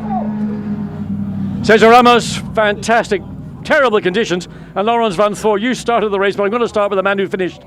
Explain how it was. It was really hard especially for the time that the race took. 2 red flags, a long time stopped, and then Laurens gave him the car in good position. But I didn't know how the track would be like when going out on wet. But then he gave me some tips from the radio. It worked well. I built confidence. Then I took some risks overtaking the Lamborghini because I had to do it. Then with Enzo I couldn't do the same, just put the pressure on him and he did a mistake. And here we are now, we are first, and that's where it should be. And that's where we're going to be tomorrow as well. Excellent, well done. Laurens, when you saw that overtake round the outside of Harry Project, was your heart in your mouth? Yeah, for a racing driver to be behind the screen and to see your teammate and car driving and battling is the most horrible thing there is. But he did a really nice job and it was absolutely brilliant what he did. So I'm happy that we have a victory now because we've been qualifying the whole year on the front row, but we didn't manage to get out the points. And now's the time to turn things around and to catch up and to hopefully be able to fight for the championship in a couple of races. Just how difficult it was at the beginning of the race when we had the red flag, then a restart, then the rain came down. It looked horrendous. I had some difficulties at the first corner and I dropped a bit of places, but the most difficult thing was the first red flag, or the second one with the rain. There was so much rain on the track and there was aquaplaning everywhere. Even if you were driving in second gear, just cruising around, you're almost losing the car. So it's a horrible feeling because you don't want to be the fool, let's say, who puts the car on the gravel. But luckily everything went well, and let's hope we can do the same tomorrow. Enjoy your pole position tomorrow. Many thanks. So, as we were saying, a very, very difficult afternoon for all of the drivers, and great for Laurens Vanthoor and Cesar Ramos to be back. Successful once again in the Blancpain Sprint Series after such a difficult season. They've always been strong, but haven't quite been able to sort of pull it all together when it mattered, really, through various incidents, not necessarily faults of their own, but Zandvoort, for example, the wrong tyre choice in Brands Hatch, they ended up with a slow pit stop. The qualifying race at Zandvoort, I think they had a bit of a pit stop problem as well. So it has been, in Nogaro they were on pole position for the main race, but got hit from behind by Niki Meirmanov on the formation lap. So such a difficult second set of circumstances for Cesar Ramos and Laurens Vanthoor. They haven't quite been able to put it all together, but maybe now they will be able to proceed. But let's now hear from our men who finished in second place with John. Harry Project, at one point I thought you got this race wrapped up. Well, this was one of the hardest because our speed was really not fast enough when you compare it with Zandvoort in the wet, where I was really competitive. Today it was just looking that the cars stay behind me, and it was a big fight because I have so much to do with oversteering. And but I'm really pleased with that result now. Jerome, you started, but you had to contend with the red flags, then the torrential rain that came in. Everybody said it was impossible. Was it really that bad? I've never seen it before. It's the worst I've ever experienced. I drove around like a grandmother and everybody was overtaking me, so I thought I was going too slow, but then they all went off, literally. I didn't see a single car not go off. And I got a few of them back because of that, but yeah, it was just insane. You couldn't drive the car. And I mean, when you were watching the race again, when Harry was behind the wheel, the Audi is under attack and also attacking at the same time. Yeah, but he did a good job. We didn't have the speed. I don't know why. In the wet, we weren't quite there. I had the second part of my stint was okay, but in the beginning I was also too slow, so we have to look into that. But he did a good job keeping his position. Harry, most drivers, when they get out of a race car, they want something to drink, but you want something else, don't you? Not now. It's a cigarette. Anyway, well done, guys. Thank you. So great to hear from the second place men, Harry Procik and Jeroen Bleekemolen, as they now make their way to the podium. That's the VW Castrol Cup you can see heading out onto the circuit for their qualifying session. They were probably ready to go qualifying about 2 hours ago now, or something like that, but nevertheless they're getting out onto the circuit now. We'll bring you the podium coverage. Thank you so much, as I say, for sticking with us for the entirety, if you have, of this race. It's certainly been an entertaining one to try and keep track of, especially during the various red flag periods. He deserves a lot of credit for sitting through it all, and it looks like he's got a nice pair of waterproof trousers on, which I think is absolutely ideal in these conditions. Haven't actually seen rain in Slovakia like it. Normally when we come here, as I say, it's blue skies and sunny, and he's enjoying his time out there. Here's a look at the result for the qualifying race then, here at the Slovakia ring. The win in the end for Cesar Ramos and Laurent Svanthor. Harry Procik and Jeroen Bleekemolen finishing in second place. Nico Verdonk and Max Goetz in third. Mathias Stump and Valdeno Brito, strong performance from them. So the main race will be coming up tomorrow. Make sure you do join us for that. It's set to be very entertaining if today is anything to go by.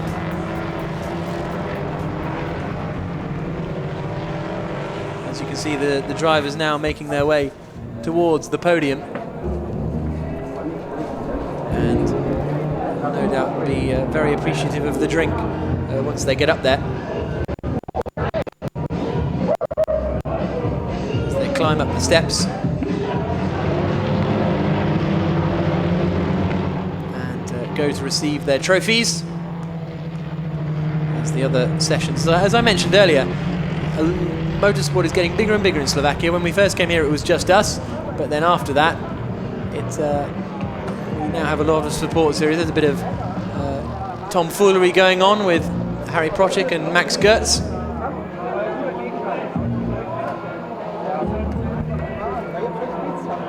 And you can see them down on the grid, as on the podium, I should say, as they get ready to head out to receive their trophies.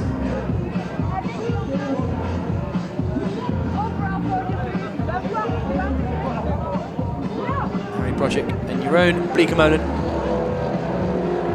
often taking victory, but it's only second place this time. But consistent finishes like that really are helping their championship hunt. Good to see the camaraderie as well between the title contenders. And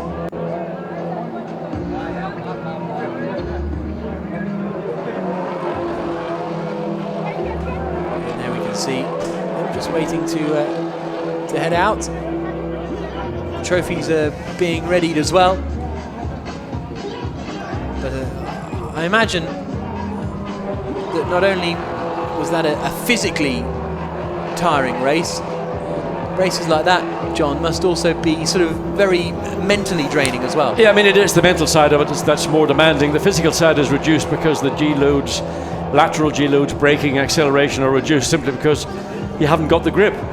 But it's very stressful, and you saw what happened. I mean, I missed the very end when the brill went off. He was on a high, but he was under pressure.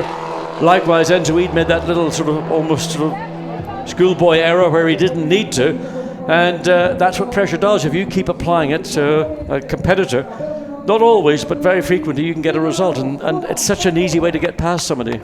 So onto the top step of the podium climb Laurent Svanthor and Cesar Ramos. The very nice Brazilian and Belgian crossed flag.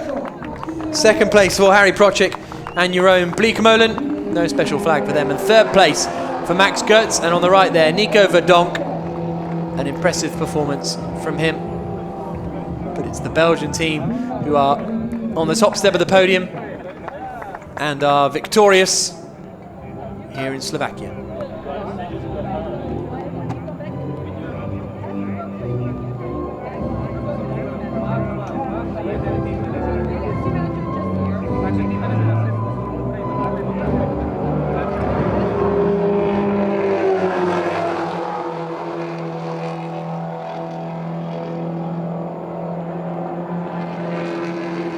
Cesar Ramos and Laurens Vanthoor, our qualifying race winners, and that gives them pole position for the race tomorrow. But of course they had pole position today, John, but it was a roundabout way of taking the victory from pole.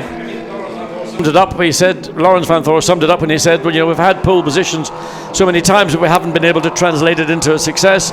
They're going to start sort of the championship race, if you wish to call it that, in pole position for Sunday, best position you can be. I think it was a very mature drive by Cesar Ramos. We know that Laurens Vanthoor can win in any circumstances, but I think Cesar Ramos showed some of the qualities that he's had, maybe a lack of confidence at different points in the season, but that pass around the outside of Harry Project in turn 4 and 5, that was a masterful pass, took commitment, courage, and knowledge of your car, and he did a great job. So there are the winning trophies being handed to Cesar Ramos and Laurens Vanthoor.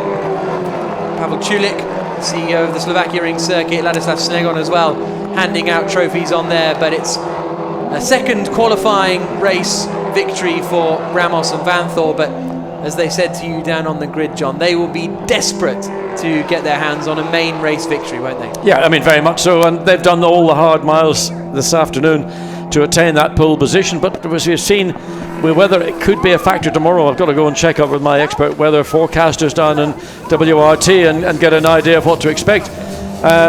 Hopefully it'll be a dry race. I mean, what we've seen today, it's been a protracted event. What started at 2:45 and is now 5 o'clock. 5 o'clock. I mean, hard work for everybody. So there we can see the champagne being sprayed in slow-mo. Great stuff. On the podium here in the Slovakia ring, and it's Laurens Vanthoor and his teammate Cesar Ramos, who are the new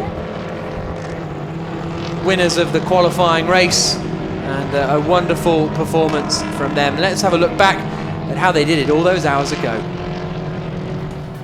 So, in the dry conditions, the race started. Thomas Eng was pushed onto the inside. It was Jeroen Bleekemolen who moved into the lead of the race. But as they came around the first corner, it was all drama as Thomas Eng collided with the 85 HTP car, and this ginormous accident followed. Incredible stuff. Thomas Eng very happily walked away from his car unhurt, but to see that at the back of the shot at the start was quite startling. The yellow flags came out, and then unsurprisingly the red flags came out as well. This was the view on board with Alex Zanardi as the two came together, and then there goes Eng spearing off towards the right hand side, and there is the Czech Republic driver hopping out of the car, very happy indeed. But the red flag came out just as the rain came down. Still thumbs up from the Royal BMW squad, and then the fight started really, and the fights would go on and on. Zanardi got a little bit too fighty. Well, to be fair, it was Dominic Baumann who pushed him into a spin. Stefan Otelli visited the gravel trap, not for the first time this weekend. But the battle for the lead of the race was changed when René Rast got past Jeroen Bleekemolen coming into the penultimate corner, and the WRT Audi moved into the lead of the race. Stef Dusseldorp was ultimately out of the race after ending up in the gravel trap. Pushing hard was Laurens Vanthoor at the time, trying to find a way past Marcus Winkelhock in front of him. This is where Stefan Otelli ended his race completely in the gravel trap, and a shame for the Monegasque driver. Well, it wasn't ended completely actually, because he managed to get back out there, but the rain started to come down more and more to the point where we had Montemini spin, we had Baumann spin, and we had another car going off there at turn 1 as well. And there's a beautiful shot of Zanardi getting on his way after a pit stop. So the red flag came out, the race was stopped again, and then once we got back going, it was a great battle for the lead of the race. There was a spin for the Alinkel.com Munich Motorsports car of René Munich. Cesar Ramos was pushing hard to try and get second position. He eventually managed it with a great move around the outside of 4, which gave him the inside for 5, and he then set about charging down the race leader. There was the light for Vincent Abril. He was absolutely superb, but Enzo Eads spun out of the race, and that essentially gave the race lead to Cesar Ramos and Laurens van Thor, and that was basically how it finished. Vincent Abril went deep late in the day, and unfortunately that meant he finished down the order than he should have done. So victory for Cesar Ramos and Laurens van Thor. Join us tomorrow for the main race from Slovakia at noon. We'll see you then. What a day it's been.